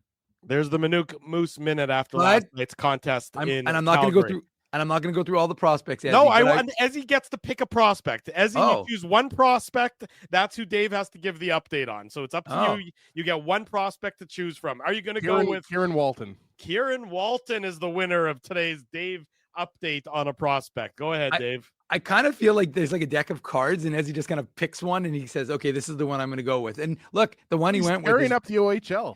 Is exactly that's the reason why you would select him. He's the 2024 6th rounder of the Winnipeg Jets, the 6'6" prospect, plays on the wing. He can play, I believe, center, but they play him on the wing in Sudbury. And he had ho-hum, 1 goal, which was an empty netter, and 2 primary assists. And I'm pretty sure, like, he's got 39 assists. He's got the most assists in the OHL, or he's tied for the most assists in the OHL. But I'm pretty sure like 10 of his last 11 assists have all been primary guys. Like, he is on an incredible run. So the 3 points he had last night, the 1 goal, 2 assists, that puts him within striking distance of top spot in the OHL. He's just 3 points back. So he is having a fantastic season. His points per game, I think it's like 1.79 right now. And he's got 23 goals, 39 assists, 62 points in 35 games for Sudbury. Just to give you an indication, the next closest player on his team, Ezzy, is 22 points behind him. So Kieran Walton is having a phenomenal season after his draft by the Winnipeg Jets. And look, I'm not going to project him. He's had some fantastic goals. If you didn't see his little end-to-end one, which I jokingly referred to as Mario Lemieux-esque, then you should check that out. But he is a prospect that Jets fans could be, I think, excited about because, and again, I'm not going to pretend to watch Sudbury. I just watch the highlights. But there's, from the people who watched him the last 2 years, because guys, he has more points in like 35 games than he had, and I think by 6 points now, or no more, because it was 56, I think, combined in his 2 previous seasons. They say coaching has a lot to do with it. Usage has a lot to do with it, but he's also grown as a player. So there's a lot to be excited with him. And of course, the other Jets prospects, which if you're interested, check out. I'm not going to go through them, Drew, because I'll honor. I gave you one. That's it. You gave me one. And there were a lot who did things yesterday, including Zach Naring. But check out note 3 on this morning's morning papers, and you'll get an insight into how they did last night in the OHL, the NCAA, Ezzy, and of course with the Moose, with prospects like Chaz Lucius and Brad Lambert. Like nobody can do it like Dave Manuk can do it, and there's no better way to wrap it all up on this Saturday morning than with Dave Manuk showing off his prospect talk. Big thank you to Jeff Hamilton. Big thank you to Sam Stockton for both joining us this morning on the Illegal Curve Hockey Show. Big thanks to all of you for joining us this morning on the program. We'll be back at it later tonight, 8:45 for the post-game show, and we hope that you'll be back to join us then as well. Got to say a big thank you to all of the sponsors of the show, the website, the post-game show. They make it all possible. That is our friends at Play Now. They're the title sponsor. Rumors Restaurant and Comedy Club. Lev Fair is at Rumors tonight, absolutely killing it. First time at the club, 2 shows tonight, 7:15 and 9:45. Holt Dental, Boston Pizza, City Place, and Seagram's. Come back for the post-game show tonight. We'll tell you the next time we're going to be at Boston Pizza, the next time we're going to be at City Place. And a reminder, it's Pasta Tuesday all month long at Boston Pizza this month of January. Well, Saturday today, but you can go on Tuesday and get pasta Tuesday. No, you can go every day. It's all day. It's every day is Pasta Tuesday, is what I'm saying. All month long. Someone doesn't listen. Yes, you don't listen to the ads all and we month played the long. commercial 3 times. You would think I would still listen. You would. Like I'm back in university again. Yeah, exactly. It is Pasta Tuesday all month long at Boston Pizza, is what I'm saying there, Ezzy. So stay tuned after the show. Every day. There you go. You can eat your weight in pasta, is what it boils down to. A lot of pasta. Find businesses because of their continued support of Illegal Curve Hockey. If you haven't already done so, smash the like button, subscribe to the channel, tell your friends, tell your family. The best place to be on Saturday mornings, and again, after each and every Winnipeg Jets game, is the Illegal Curve YouTube channel. Thanks, everyone, for joining us. Stay warm, stay healthy. We'll see you later on tonight for the post-game show. For Dave Minuk, for Ezra Ginsburg, I'm your host, Drew Mindell. If it's Saturday, it's the Illegal Curve Hockey Show. Thanks for listening to this broadcast from Illegal Curve Hockey. For more great Illegal Curve content, subscribe to the Illegal Curve YouTube channel, follow at Illegal Curve on Twitter, Facebook, and Instagram, and visit your online home for hockey in Winnipeg, illegalcurve.com.